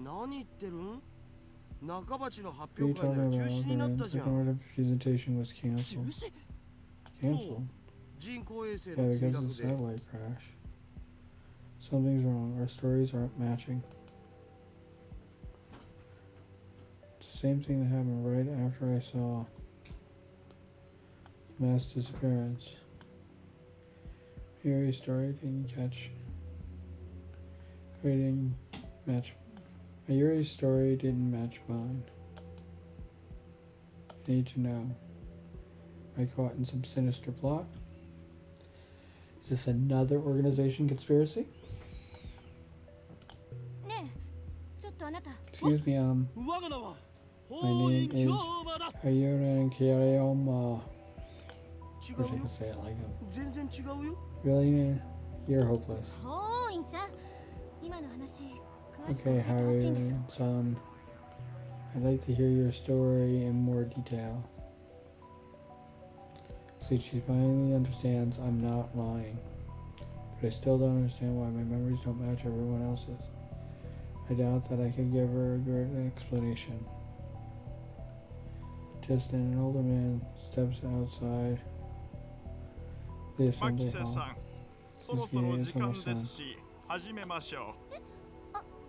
Alright, thank you. Kiryu glances at me one more time, and then sighs and heads towards the small conference room. You should go too. Go where? To hear the lecture, that. Tara follows after Karasu. She came to attend the lecture too? Strange. Why would Girl Genius Mikazuki Karasu need to attend a lecture like this? Okay, my guess is a bit off. Girl Genius didn't come to attend the lecture. I'd like to thank everyone for coming here to hear me speak today. She's the one giving the lecture.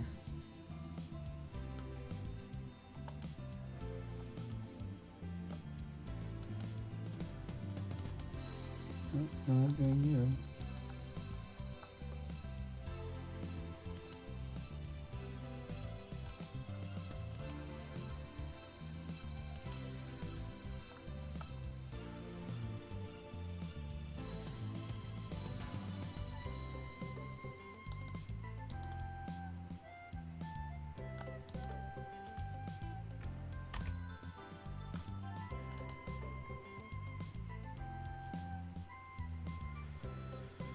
Fans Amish Girl Genius. Mikazuki Karasu is one thesis published at Center age of 17. According to Daru, she turned 18 a few days ago. First heard about her when Daru pointed out in the Gossip magazine article. Once when he told me that she was going to be a guest at ATF. I'd forgotten all about it.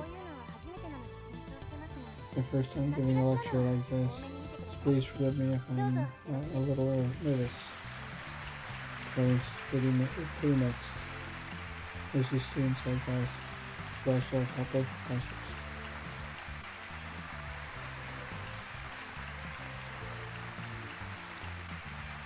And Josie gave me a sharp look. What did I do? Mary tried to say she quickly averts her eyes. I don't care if she's a genius or whatever, I still don't like her.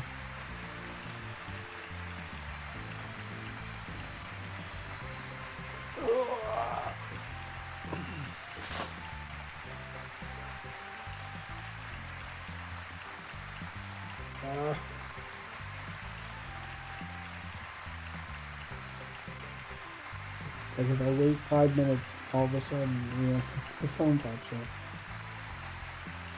And waiting for a cutting guess if she really is. Even if there was some kind of hallucination, my judgment of her character is still correct. Today's lecture, I've been asked to speak on the subject of time travel. It's not really my area of expertise, but I'll try my best. Time travel, although... Start by saying that time travel is an absurd concept. Objection! Hello? Ever remember the audience, not just Karasu, startled by my interruption. Let me slightly rude here, but I am not the one who just sit and listen to the same genius girls drivel. It's a presumption for you to claim that time travel is absurd.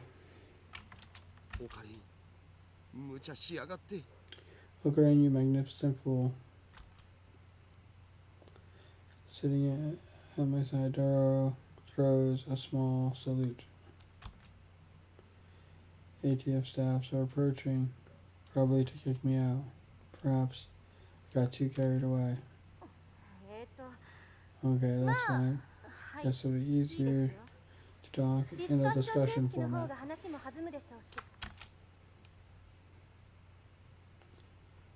Thanks to her proposal, the event staff refrains from escorting me out.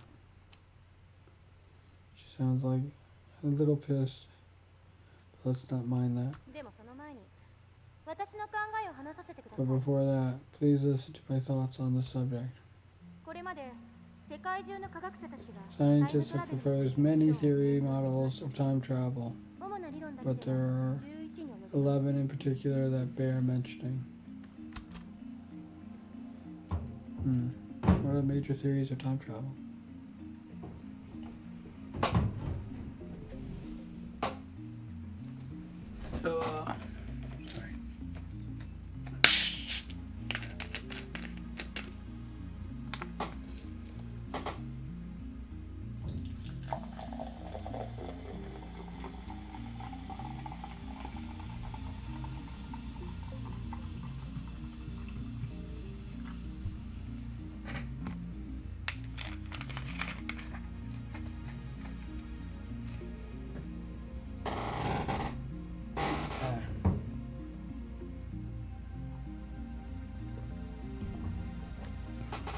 Okay.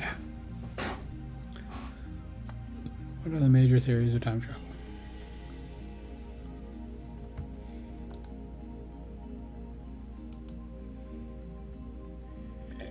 Yeah, I definitely need to do that. Let's stretch. Posture check. All set. And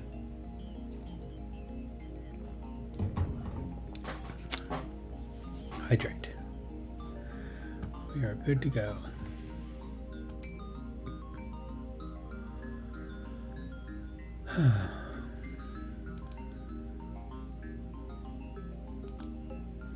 And no mail sent and no new mails received.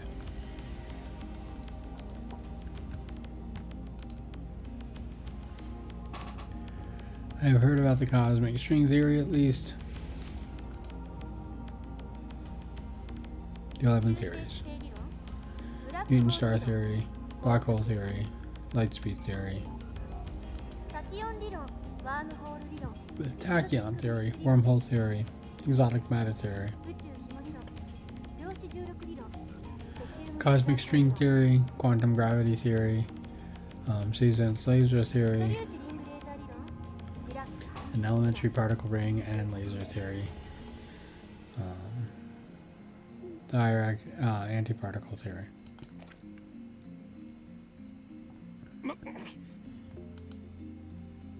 Not bad. Perhaps Mitsuki Karasu is a worthy rival after all. However, all these models are purely theoretical. Some of them even contradict each other. Well, what if somebody comes up with a 12th model? Right, well.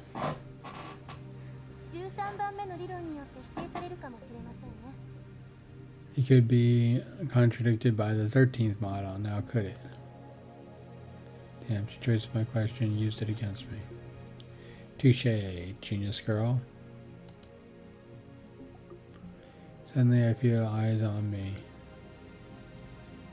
Some puffed up professors are giving me hard looks from across the room. Maybe I got too carried away. Don't want to risk losing my credits. I should back off now, for now.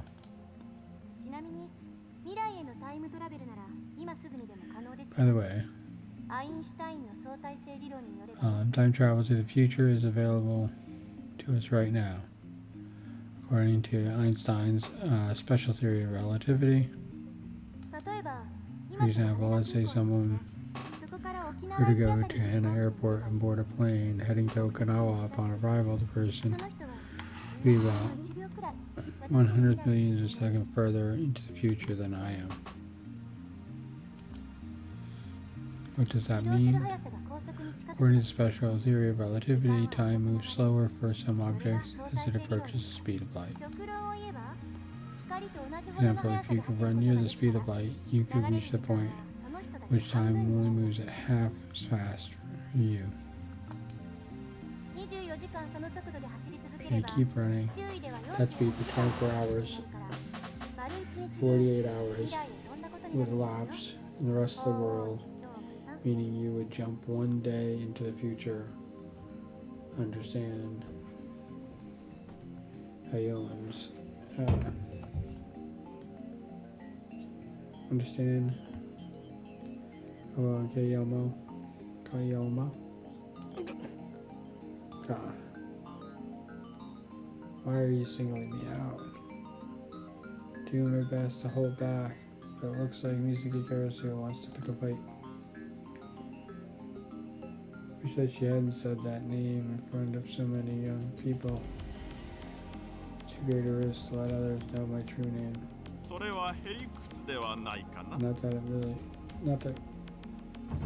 That's not really time travel, is it?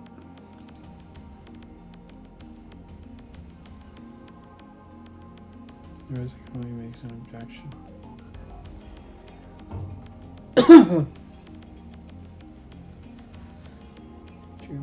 True Mitsuki Karasu's example isn't strictly time travel per se.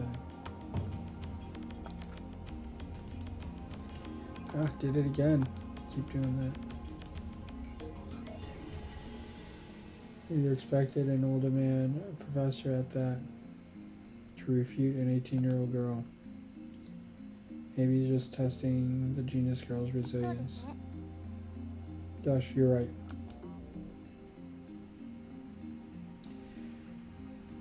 Genius girl readily concedes the point. If she were a normal 18-year-old girl, it would be impossible for her to be this calm in front of all these people.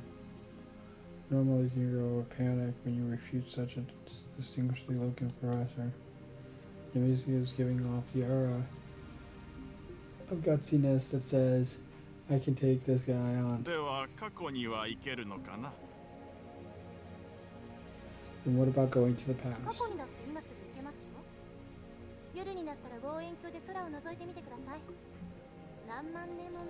Going to the past is possible. Right now, take a look at the sky at night. You can see the light 10,000 years ago, can't you? That's not time travel either. This time a nearby student who's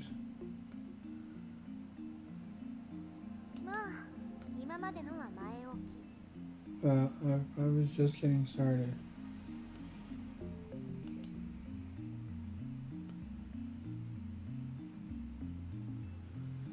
Was it just me, or did Karasu look a little nervous?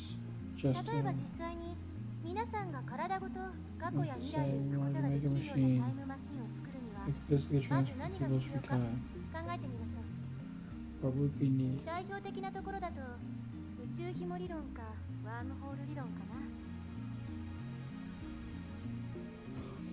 There are cosmic streams and wormholes. Cosmic streams, shape crevice with extreme winds. A stirring shape crevice. That must be how they entered our universe.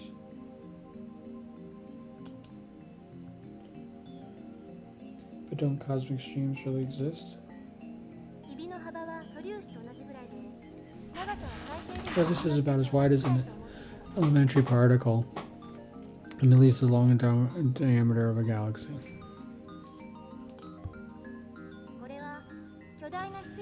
It has an immense mass, so it distorts space-time.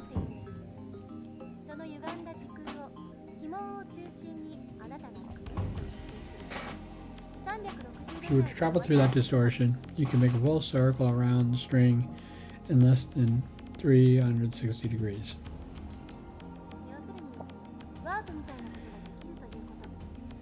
In short, you can do something resembling a warp.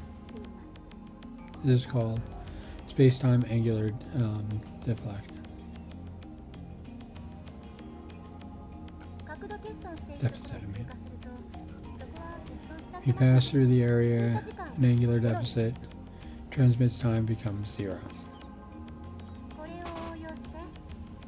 Now you apply cosmic stream, moving at near light speed, and according to special theory of relativity, time will flow slower for those with a cosmic stream in relation to its surroundings, therefore passing through the area deficit, which causes transmit time to become negative instead of 0. In other words, you will arrive in the past after transit. If you use 2 cosmic strings, you can do a deficit jump. If you loop back to your original location, you can return to the same time you started revolving. Now, roughly speaking, is time travel by means of cosmic string.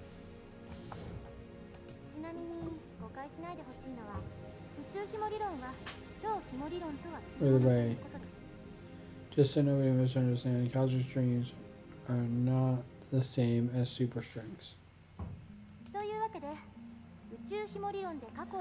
Now then, you need 3 things in order to time travel to the past with cosmic string.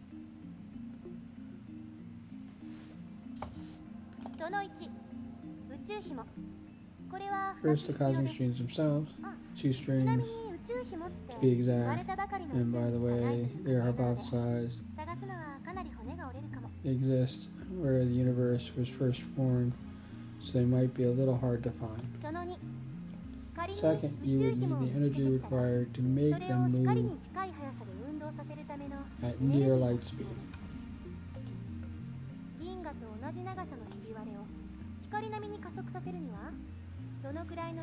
How much energy do you think you need to accelerate something as long as the Milky Way to near light speed. I'm pretty sure it's a little more than 1.2 gigawatts. 1.21 gigawatts!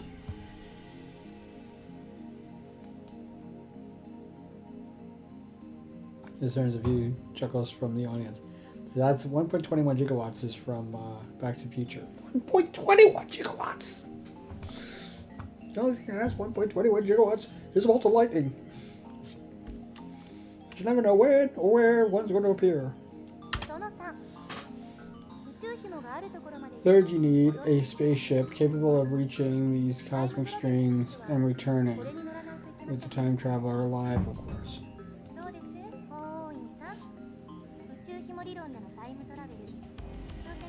What do you think, Hiro-san? Dare to take on the challenge of a cosmic string time traveler? Like that's even possible? And why the hell is she addressing me? I wasn't even the one who jeered her this time. Looks like Hiro doesn't want to take on this. Doesn't want to take the challenge. In that case, let's consider wormholes. Maybe they're a little more realistic than cosmic string. By the way, Hiro-san, do you know what wormholes are?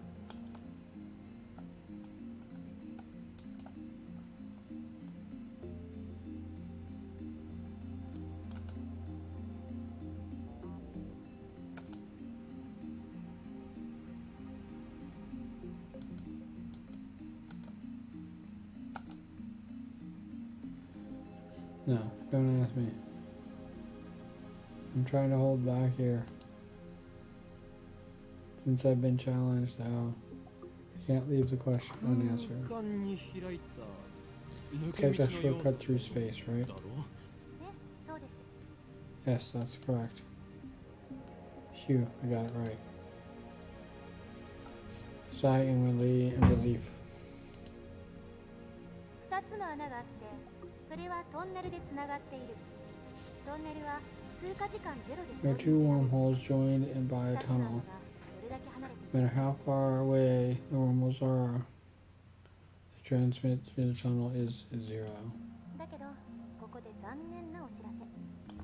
ワームホールのトンネルは超重力がかかっていて、開通すると。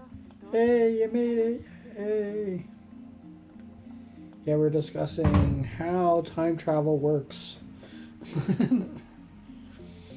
Or at least the theories of time travel.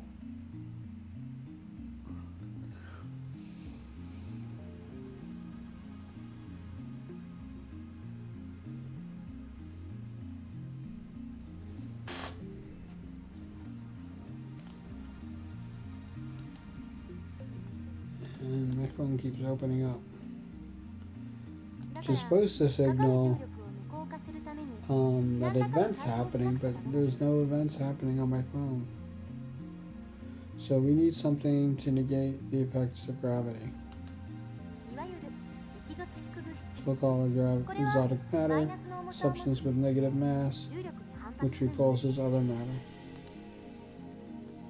Negative mass, huh? That's something that floats if you leave it on the ground.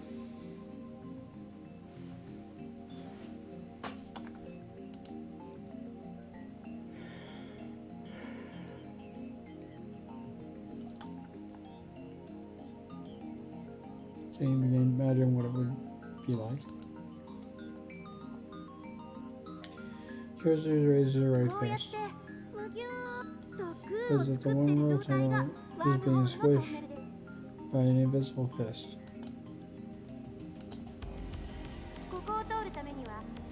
In order to pass through, you need something that could oppose it. You could oppose my fist grasping it, so it can't squish anymore.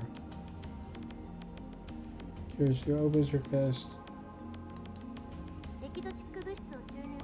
You stabilize the tunnel with exotic matter injections. Instantly, the tunnel becomes more whole. Because instant travel between wormholes becomes possible. Travel through time, however, takes a little more effort. Do it again. For example, let's say there's a wormhole entrance here in Akihabara, and it exits in Los Angeles. First, we need to send the wormhole in LA all the way to the end of the universe.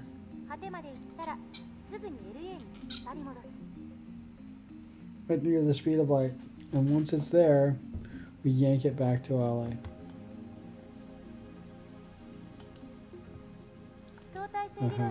According to the special theory of relativity, time slows down for objects moving at the speed of light. Meaning the hole that returned to LA would be further in the past than the Akihabara hole.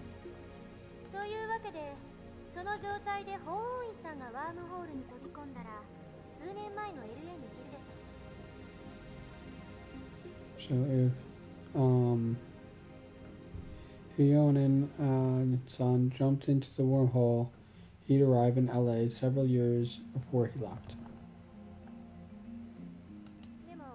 Pretty sound theory.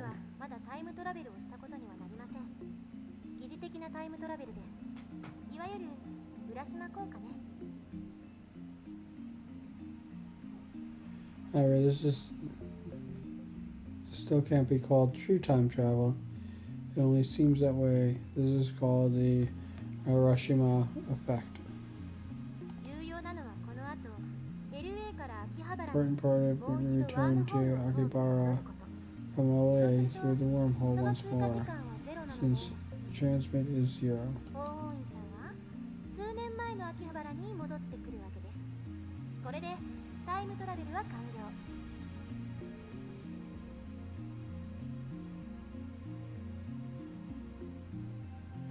Zone will return to Akihabara several years in the past.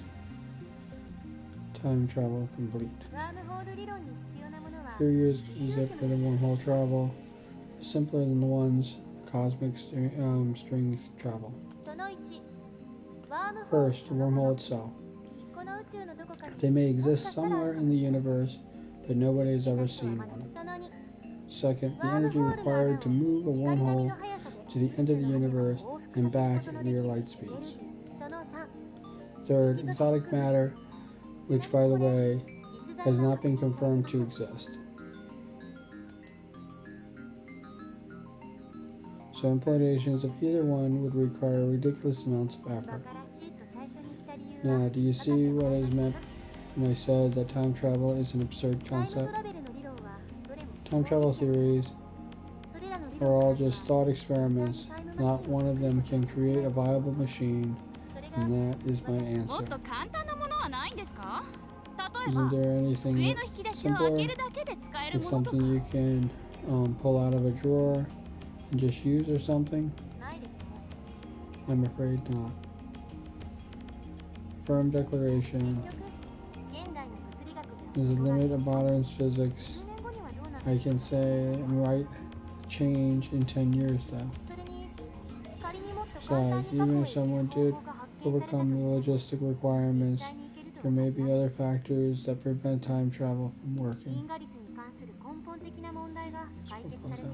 Yeah. And because the fundamental problems concerning the principle of causality has yet not been solved. I mean, time paradoxes, conservations of mass.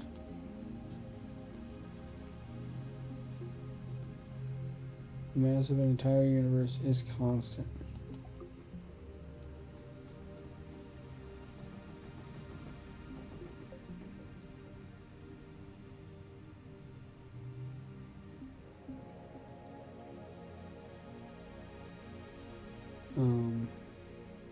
If a time machine travels from the future to the past, there would be suddenly an extra mass of the time machine and its pilot in the past. I remember reading in a book, not a terribly reputable book, but still, such a violation of mass conservation would put the universe in danger.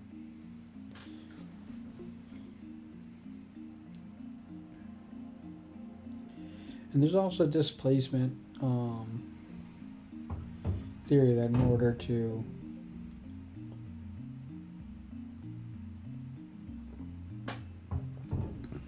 go to the past, you have to bring to the future or to the present your mass, the same amount of mass that you are.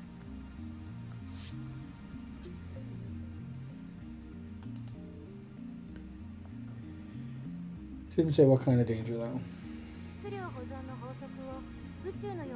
I think the conservation of mass applies to the macro system like the universe or microsystem like the atom or elementary particles. You're mistaken. What, is that true? Yeah. She laughs at my reaction.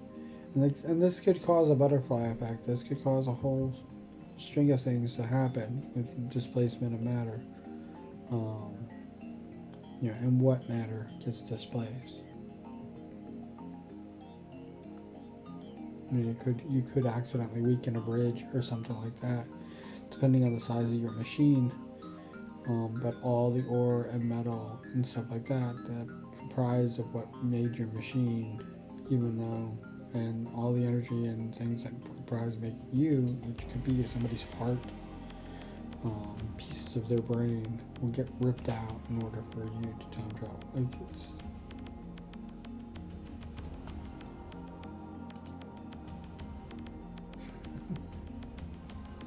I love time travel too. There's a reason why Steins Gate's one of my favorites.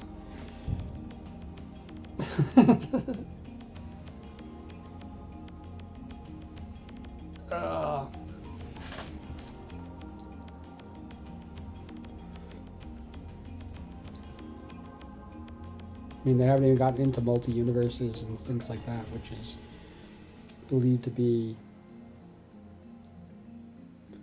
the most true for time travel, which changes the displacement theory into that instead of actually swapping, the mass is just changed from one universe to another, and you can add more mass to a universe as long as it comes from someplace. It's just changing from one universe to the next. And she laughs at my reaction. That little... God, how mortifying. Conservation of mass only applies to the chemical reaction. It doesn't hold in modern physics at all. And I think it's funny that she's talking about like how physics would change in 10 years. This is over 10 years old, so and physics has changed, not as tremendous as I think they were hoping. Something can come from nothing. Oh, that's pretty amazing. And what's the problem? Time paradox of time paradoxes. In other words, the grandfather paradox. Or that thing where you kill your own ancestors before you were born. Well, one of the biggest problems with time traveling to the past is that any change that you make, you're probably not going to be born anyway. So you've already changed the future just by you being there. So and the chances of you being born are very slight. So you'd have to not go back to a time. You'd have to not go back to a time where you weren't born, but so you'd have to be in your lifetime. But even then, everybody that you know that was born after the time period you time travel to will probably no longer be born.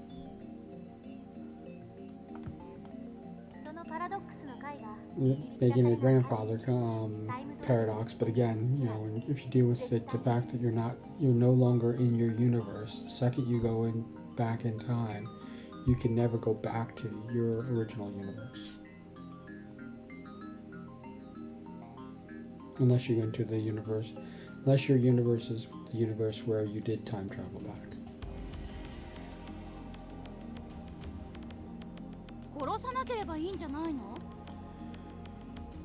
What if you just don't kill them?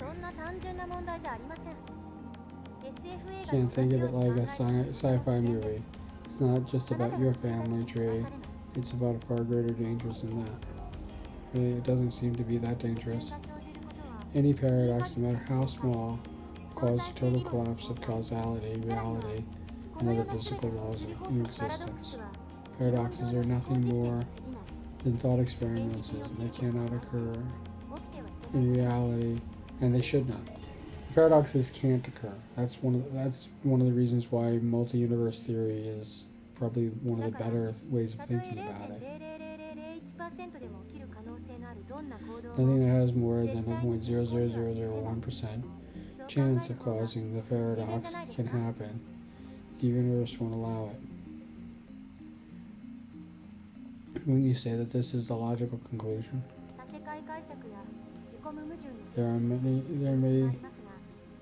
be loopholes like parallel worlds or self-consistency principle, but those seem too much like fantasy for me to accept. God, I grind my teeth. I see my Kirisu looking at me with a composed expression. I avert my eyes. Looks like I have no choice but to concede. Kirisu truly is a genius. Ended up listening to all of Kirisu's lecture at ATF. After 2 time travel theories she introduced in the beginning, she explains the rest of them with equal elegance. She seems a little nervous at first, but quickly changed as she spoke. By the end, it was an impressive lecture, so impressive that you wouldn't even think that it was by an 18-year-old's first time. She did well to respond to my malicious question with sarcasm. She got guts. Wait, why am I praising her? Leaving that aside, some makes Kirisu dead, and yet she's alive. My memories don't mesh with reality. And that's not just about Kirisu. My conversation with Daru and Mayuri didn't make sense either. Everything would have been solved if I just told myself that what I saw was a dream, an illusion. It never happened. But never say never. That leaves me with no choice.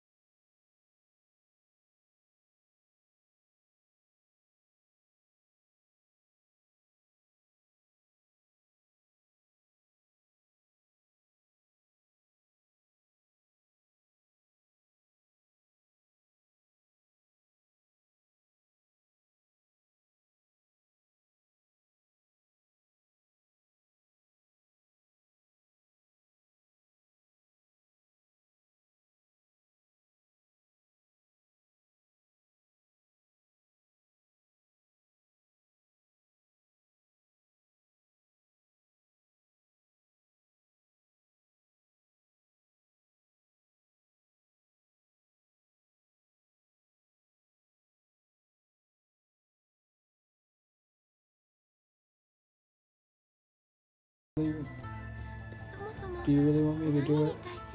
What exactly am I exercising anyway? Uko is flustered.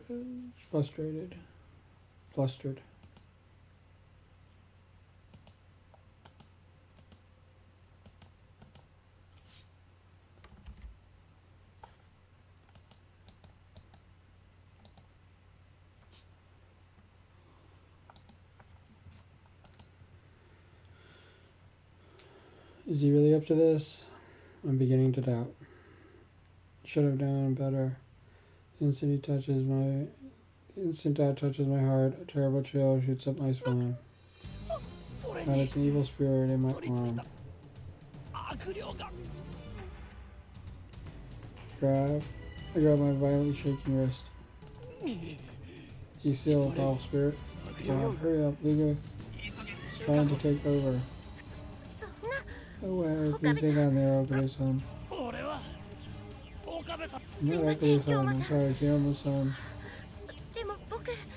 What should I do? Yes, this is a hurry up, do it. Just like I taught you. Okay. Serious looks on her face, in her grasp. Fiona Usa. With both hands, as if it were a sword. Sam is impressive, I taught him well. His face is red. He can barely talk. He's like he wants to say something, but he's hesitating. Panicking because it's awkward to amateur. Please look like expel the spirit for me. I don't want to kill you. Hugo starts crying. So he's really worried. Susan tells me he's a guy. His lovely appearance makes me feel guilty. Like I made a frail girl cry. But despite the tears welling up in his eyes, it looks like Lucago managed to work up his resolve. Three evil spirits. Where is he? Unusa. Up high, shaking it left and right. Please leave up from up away. It's great. Now strike my arm with the zigzaggers. The devil even out to touch my upper arm. In an anime, it would have been the cue for some dramatic shockwave to occur, but nothing like that happened. The only sound was the chirping cicadas. Did it work? Take a deep breath. Trembling in my arm to stop. I'm okay. Suki drove away the evil spirits. Good job, Lucago. Lucago sighs relief and blushes. Glad I was help. Shy smile really does make him look like a girl.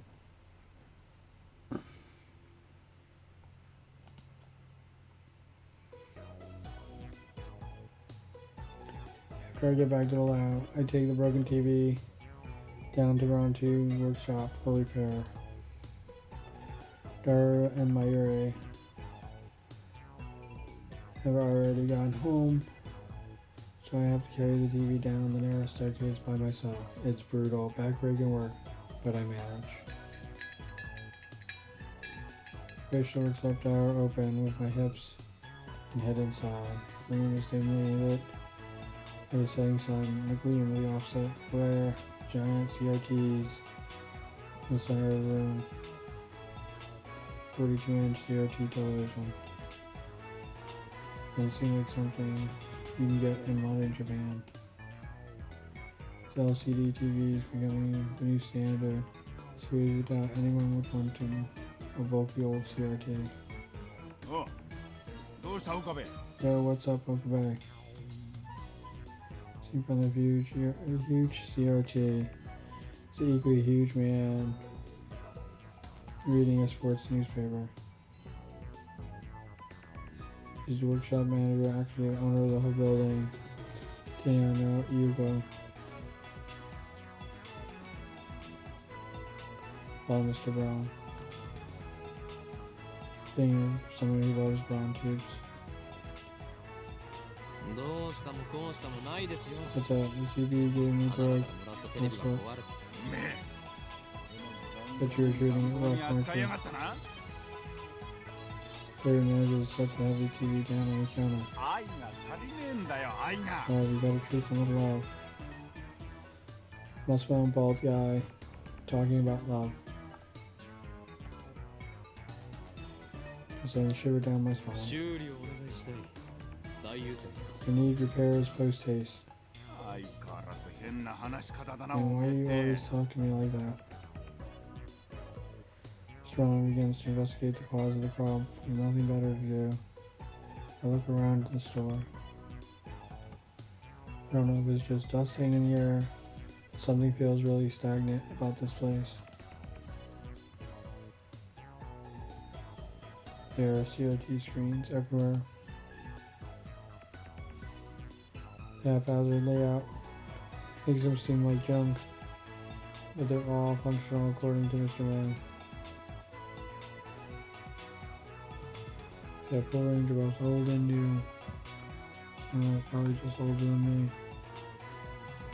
There are even some flat screens and some HD CRTs that came out just before the LCDs took the market. You have a late day? Don't you usually close around 7? Hours and arcade bars in quickly at night.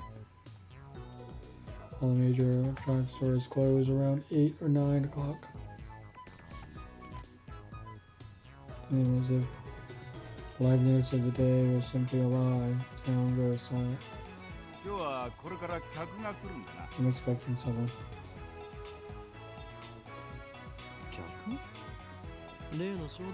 You want that chipmunk of yours?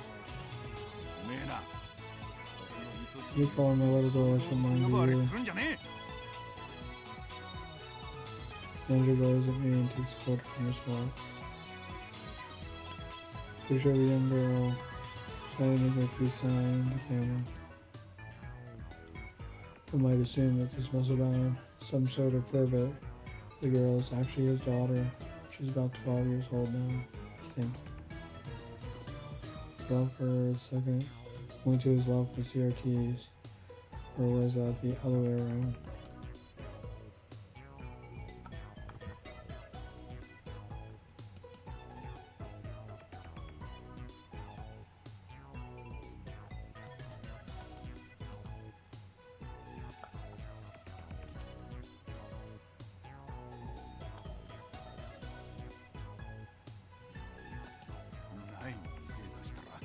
That's not, no, you're dead. That's it, May. Her name means to break. Pops up at the store now and again, so we've interacted with her before.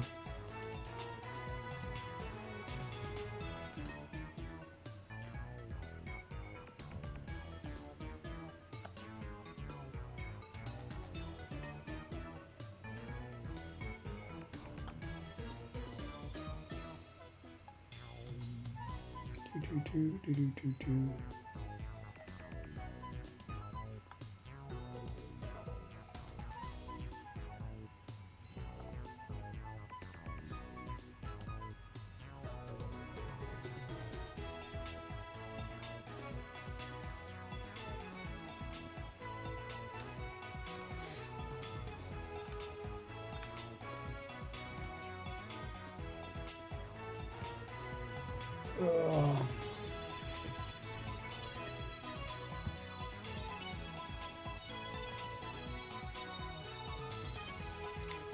Should do.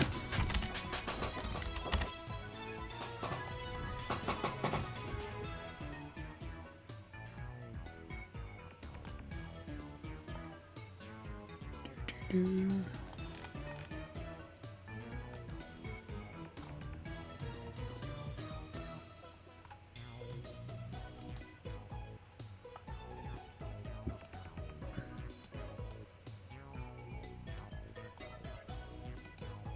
Yeah, thank you for the stretch. Just gonna stretch.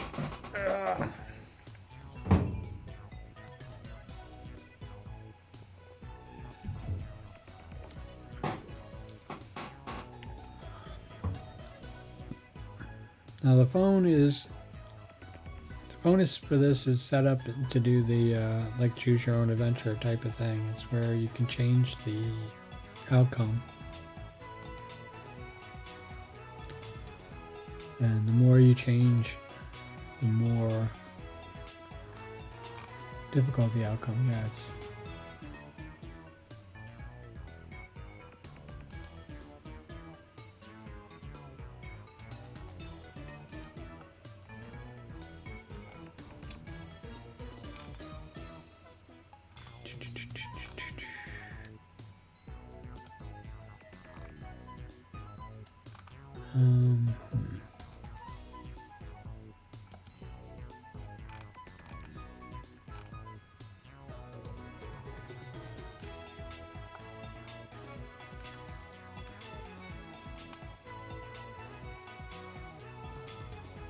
Yeah.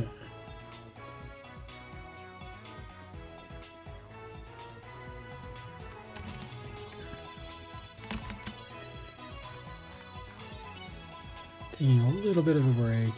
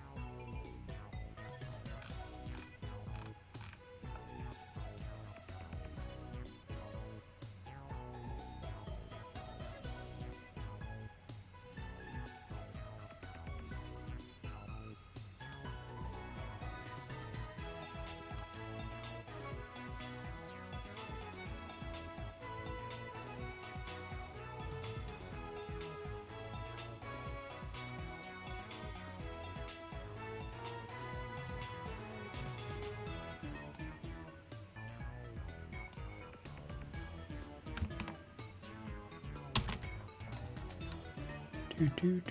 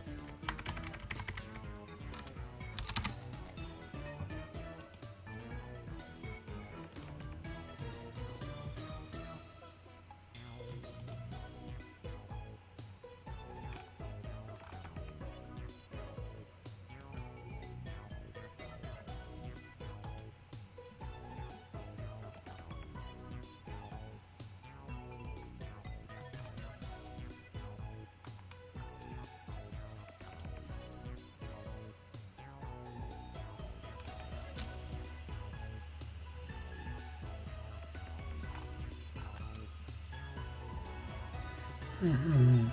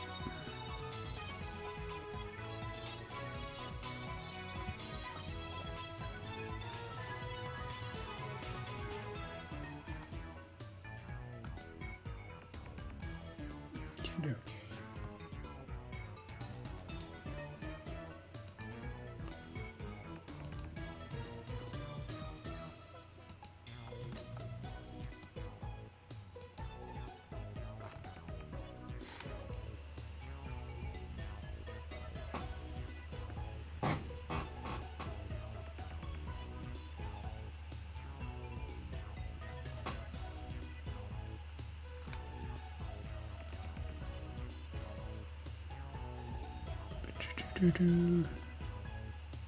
Okay.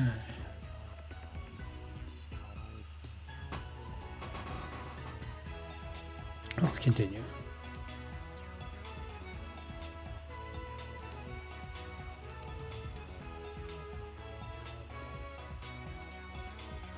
She pops up at the store now and again, so we've interacted with her. And by we, I mean Mayuri, since she is the only one Nai gets along with. Nai always hides when she sees me or Daru. I must admit, I'm impressed that she can sense my aura of madness at such an early age. Mr. Braun makes the grandiose kissing gesture at his daughter's photo. Once again, shivers down my spine. But seriously, besides your daughter, has this workshop ever had a customer? I've been renting the second floor for about 6 months, and I don't recall ever seeing a customer. Maybe besides the displays actually had. I would be surprised if this place were actually making any money. Ain't a customer. Puts away the phone, goes back to checking the TV, and leaves me with that vague answer. I just won new soldering on the board. I can fix it. Really? Then by all means. Hold on, I'll get you an estimate. Wait, you're charging me? What do you think? This ain't some charity. You're the one who gave us the TV. Yeah, so what? Never said I'd service it for free. Curse you. You have some gall after wasting a half-broken piece of junk onto us. Oh, shut up. If you didn't want it, I could take it back. Then I'll have to charge you for its safe disposal.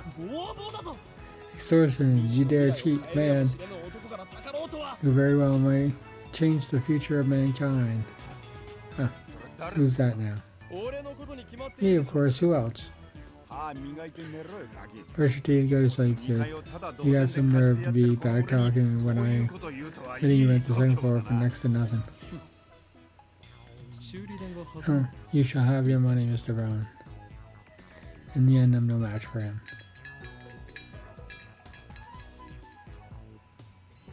Yeah, he's trying to charge for safe disposal. See, it acts like there's...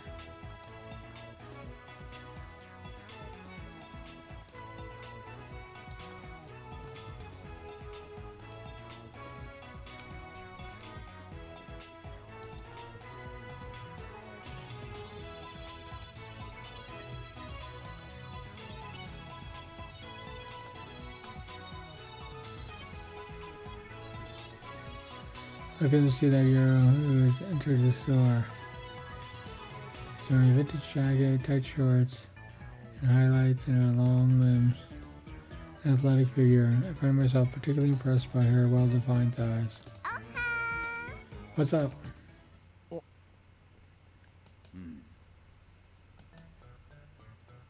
Suddenly time stops. Feels as if someone had activated the world. The girl is standing there with her arms in the air. Her smile gradually fades into confusion. Kind of reaction she was hoping for, seriously. Anyway, she's the person Mr. Braun was expecting. Maybe she knows, she's someone he knows personally. Another daughter?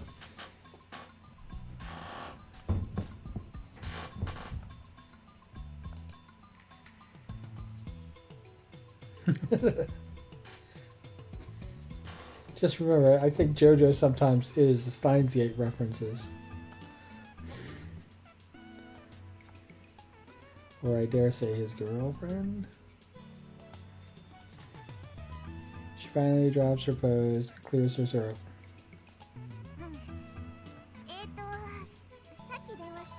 I called her earlier. I'm Ame. And just like that, time starts moving again. Oh, so you're the kid for the job interview. I'm Tenaji, the manager. Job interview. This young woman? Wanna work for a dull, dirty, depressing, debt-ridden, run-to workshop to build the old manager? When an extra 1,000 yen added to your rent? My words are but the truth, though I suppose it's not my place to get involved. No, I had no idea. Brown Tube Workshop is hiring. You're always looking for... You always look so free. Didn't know you needed that help. Actually, I'm the one who begged for the job. The girl looks a little embarrassed. Boss refused at first, but I wouldn't take no for an answer. That's honestly surprising. Kid with drives rare these days. Take a seat right there, young lady. Oh, thank you.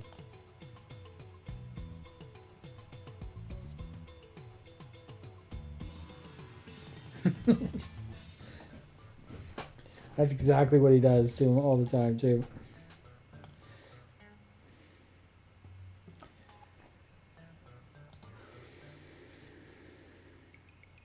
Looks like they're gonna have a formal interview. I was gonna leave, but since they're trying to kick me out, I'll stick around a bit longer. The girl's expression is stiff. I guess she's nervous. Just because of a part-time job interview. In contrast, now she said, wouldn't take no for an answer. She doesn't seem so enthusiastic. Right, what was your name again? Ame Suzuha. Age? 18. Same as me? Student? No. She shakes her head. Why do you want to work here? Because I love CRTs. Hired. You start tomorrow.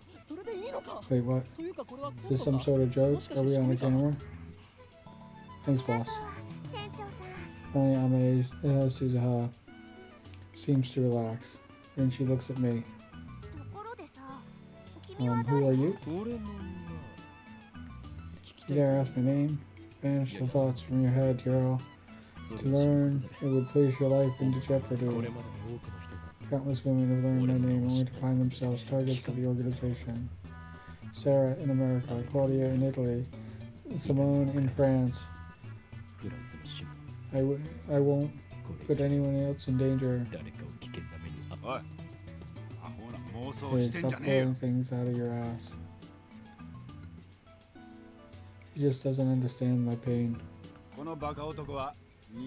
This idiot runs the second floor. His name is Okabe Rentaro. Name's not Margaret, it's Kusum. Quiet, or I'll raise your rent. I'm Okabe Rentaro.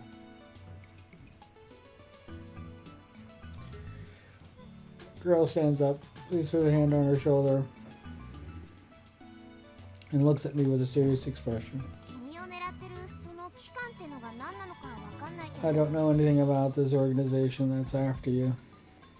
But if you're ever in trouble, Okabe Rentaro, let me know. I can help with stuff like that. Huh? Stuff like what? Guess sorry I can hurt them so bad, they'll never bother you again.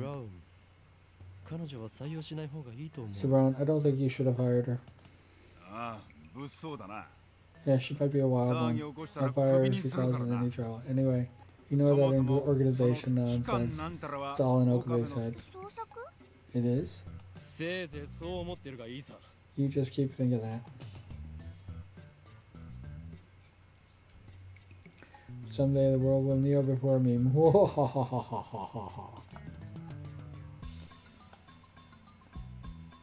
then Ame Asusaha stared straight at me again. Maybe she has a habit of looking people in the eye. So that's the current trend. Thanks for the tip. Trend? I don't think so. That's it. It's so hot. Now I got an email and I don't have the phone. Now I could ignore it and things will change. That's from Luke. Are you really okay with yesterday's exorcism? I feel like a more traditional ceremony would have been better. I'm worried that something might happen to you because my exorcism wasn't strong enough. It bothers me so much, I can't sleep at night. Yes, because of that, I couldn't do more than 3 practice swings with the scimitar.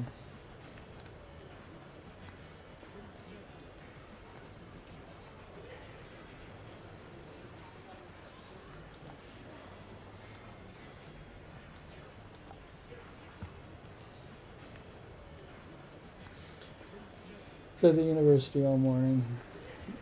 As I return to Okabe, the heat has now become unbearable. Grab an iced coffee at the bakery and should quench my thirst. While I'm at it, I guess I'll check out the channel on my phone. Mostly frequently the occult boards, the future technology boards, and sometimes the physics board. Search the thread, mass disappearance phenomenon, or Misaki Kurosawa stabbing, turned up nothing. Well, we know Kurosawa is not stabbed. So were those hallucinations after all? If you get the over, I can post multiple threads from someone claiming to be John Titor. Wait, John Titor is back?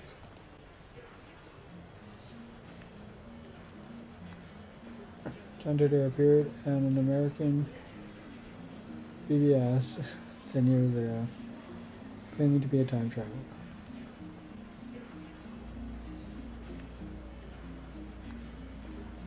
Claimed to have traveled from the year 2036 in order to obtain an old computer, the IBM,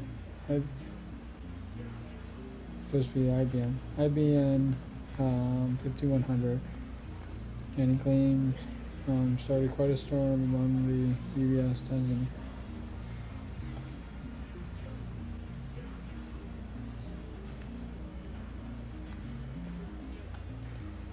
I think you can respond to the highlighted messages in the Word.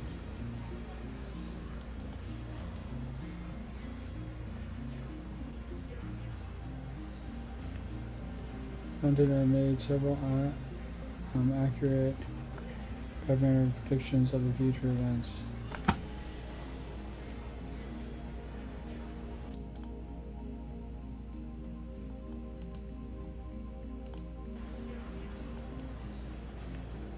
To prove that he was from the future, he explained the principles behind Time Machine and provided pictures of his operation manual. After about 4 months, he disappeared without ever revealing his identity. At one point, his predictions gained popularity even in Japan. Yes, he certainly did some things right. He missed several others. Some of those contradicted each other too. That's why, to this day, most people doubt his authenticity as a time traveler. So after 10 years of silence, the same judge now on a Japanese BBS.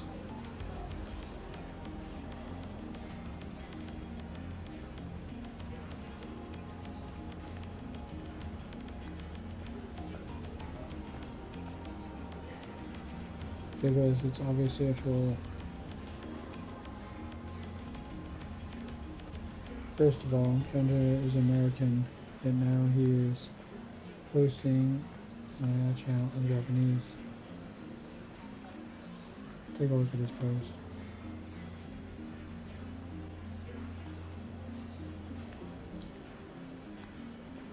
Oh, John Todor, I don't expect you to believe that I came from the year 2036. I see that everyone they can know about my time machine, time travel technology developed by Stern to complete the machine in 2034.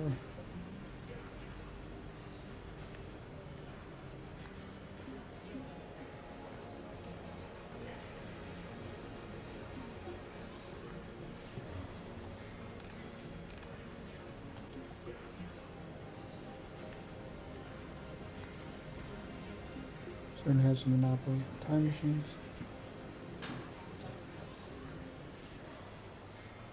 All the organizations got a name.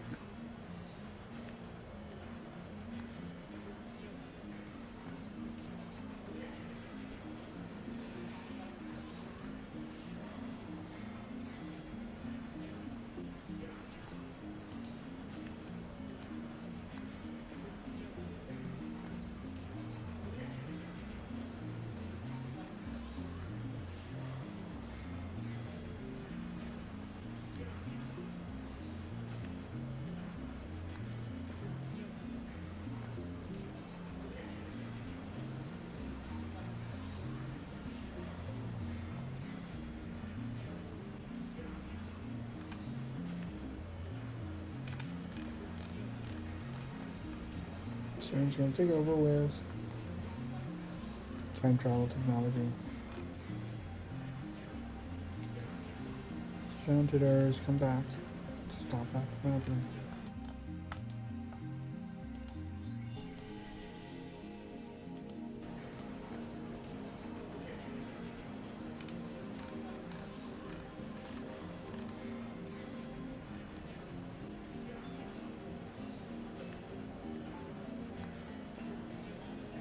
I'm the so-called grandfather is in debunked. Killing my father.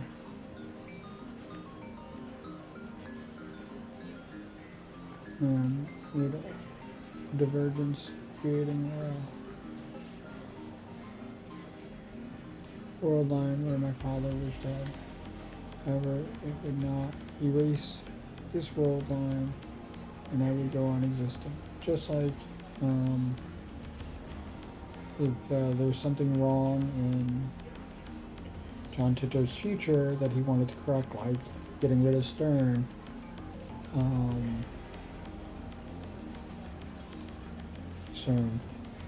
getting rid of Stern, Stern would still exist in his original timeline. He wouldn't have solved any problems at all. He would just create an alternate world.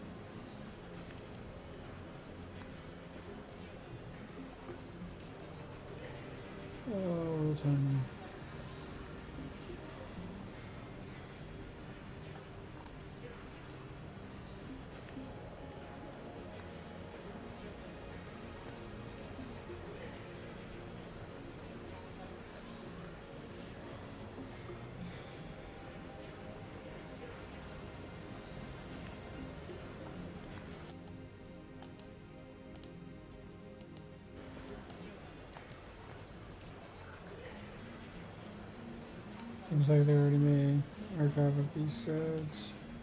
Of course, it would have been sites.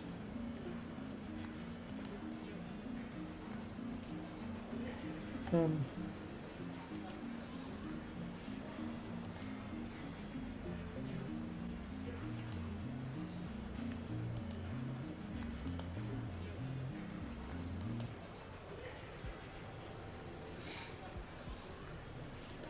Continue to find something opposite what I expected.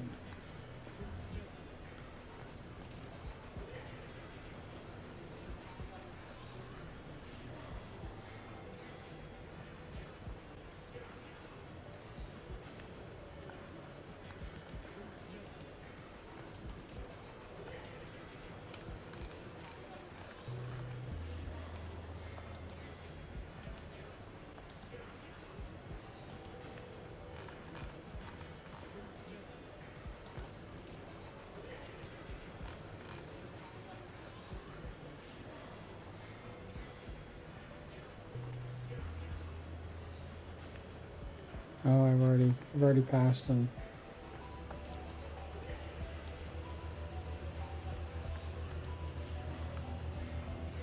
What did that make sense?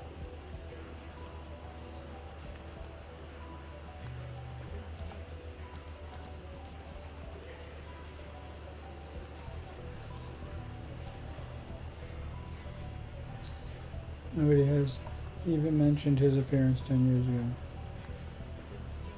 Showing a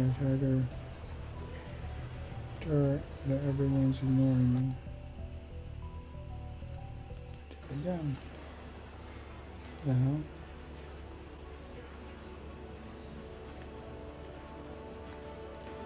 Figure this out if you do a little research, people.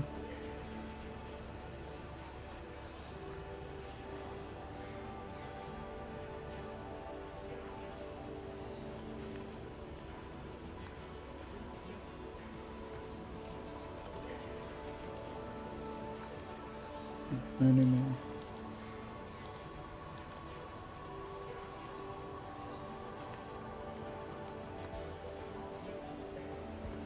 Oh, jeez.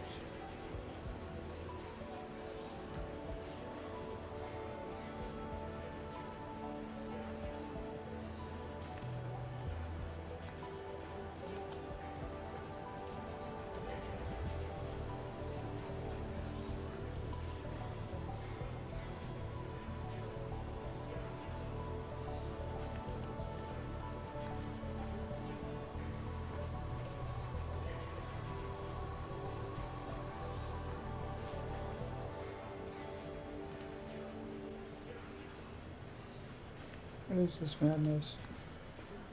I feel as if I stumbled into another plane of reality. I might just have. Could this be another organization conspiracy? The past few days have been surrounded by nothing but chaos and confusion. I'll call Dara. I don't know about this. Dara for sure. Girl, I talked to him about it before. I vaguely remember details of the conversation. I'm bothered the conversation happened. Please put on the bag. No longer feel. He didn't call. Instead, I sent him an email. Went back to the lab. He replies with his location. And by May Queen, he means May Queen, yeah. The May Cafe. I can't see where's. There's regular there. Apparently 3D cat maids are his thing too.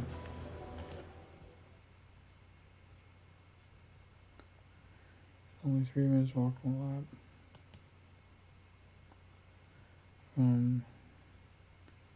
Kabashidara takes left crossing and you'll find it. That's where I'm headed now. It's usually busy and right during summer break. Now it's even busier because of the radar control incident. The area was blocked off yesterday, but it does look like they could keep the main road closed for 2 straight days. I haven't seen a single police officer today. The area still seems off limits. The entrance shuttered enclosed, shut sealed with yellow police tape. 謎の人工衛星墜落から一夜明けた秋葉原です。警察による規制は解除され、駅前にはものすごい数の人が集まっています。Police barricade have been lifted, and a tremendous number of people have gathered in front of the station. 墜落した人工衛星がどこの国のものなのかについては Satellite's origin 現 is 在も still 調 under 査中とのことで、 investigation. 詳しいことがわか We're るまで told 撤去 that が it できな can't い be 状態です。 removed until authorities have more information. 警察の発表によりますと、 Pretty please, 爆発など satellite の危 does 険 not は appear to 今 be のところ dangerous. ないという However, ことです tourist が、 local business 秋葉 owners 原を訪れた買 have い物 raised 客や concerns. 地元商店街の関係者からは He has a 不安 dozen の声が cameras 上が set ってい up ます。 outside. Police line.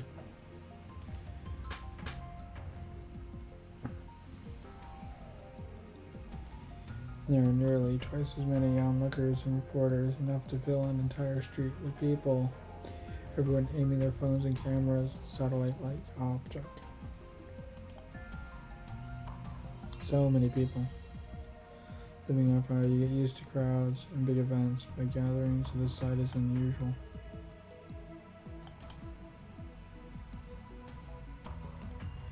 Wonder when they'll get rid of this thing. I'm gonna probably call it soon. Do a little chat with you guys before we raid someone. How long have we been going? Almost 4 hours. Yeah, we can take a break after 4 hours. Thank you guys for stopping by. I'm actually having a lot of fun. I love this. I love this story. I don't know how much of a Divergent that I've done so far, because I've missed interacting with a couple of the males. But we'll figure it out as we go along.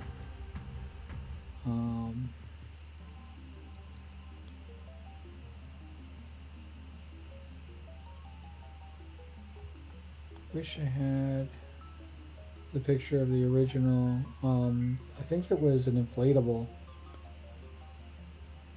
they put outside the building.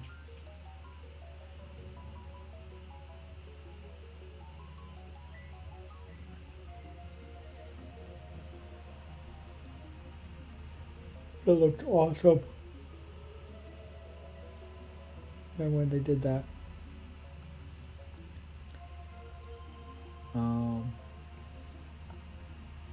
And I might come back later.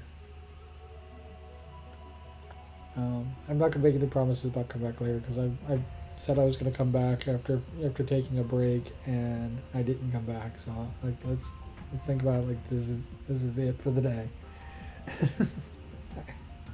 I want to come back, but I don't think I will. This is awesome. I love this storyline. I love talking about time travel and time effects, and Steins Gate's one of the few shows that not only gets into their own way of time traveling, and they have actually multiple ways of time traveling working in in the manga, but they also kind of respect the other theories of time travel, which I think is just absolutely like an amazing thing that goes on.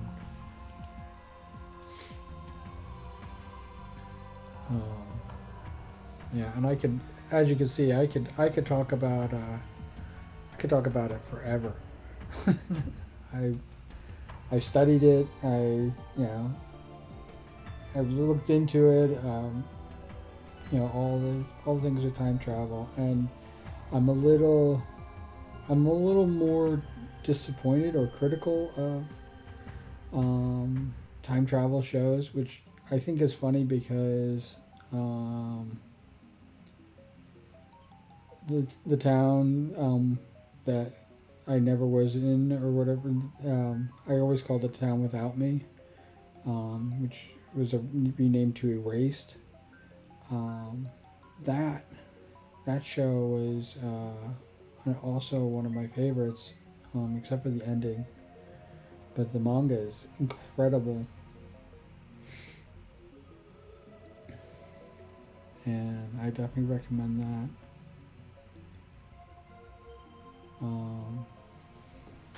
Let's see who's around.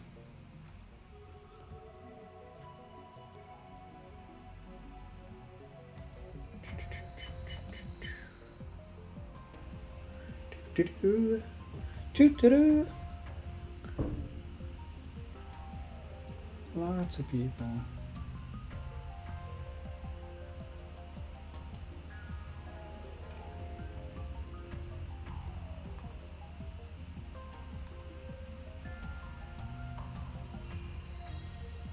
So many people.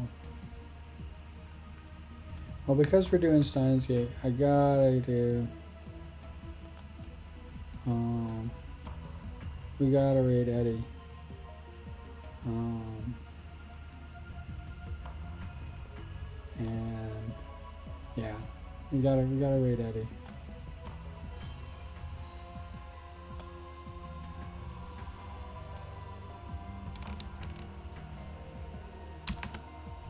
Surprised he didn't come up. Happy OG Time Traveler. I definitely love it.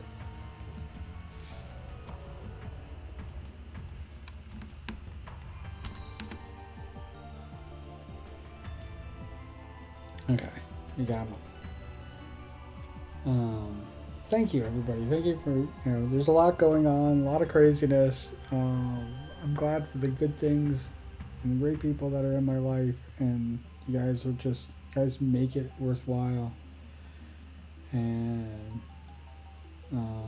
this past week was just kind of like just a whirlwind of craziness, and I'm very happy to do Steins Gate. It really makes me happy. And yeah, we're gonna have a lot of fun.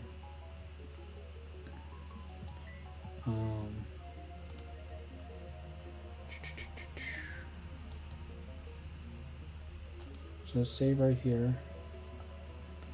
Let's put it in the #1 spot. The next session we'll put it in the #2 spot.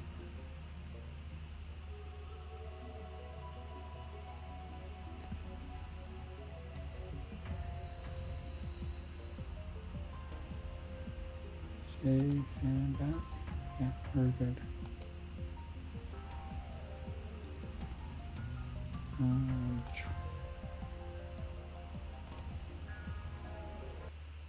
And yeah, cool beans.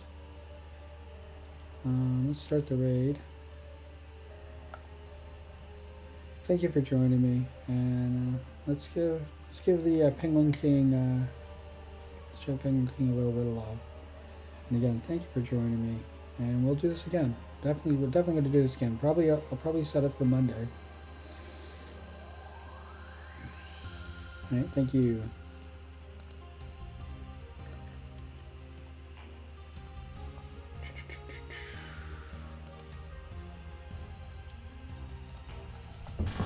Hi.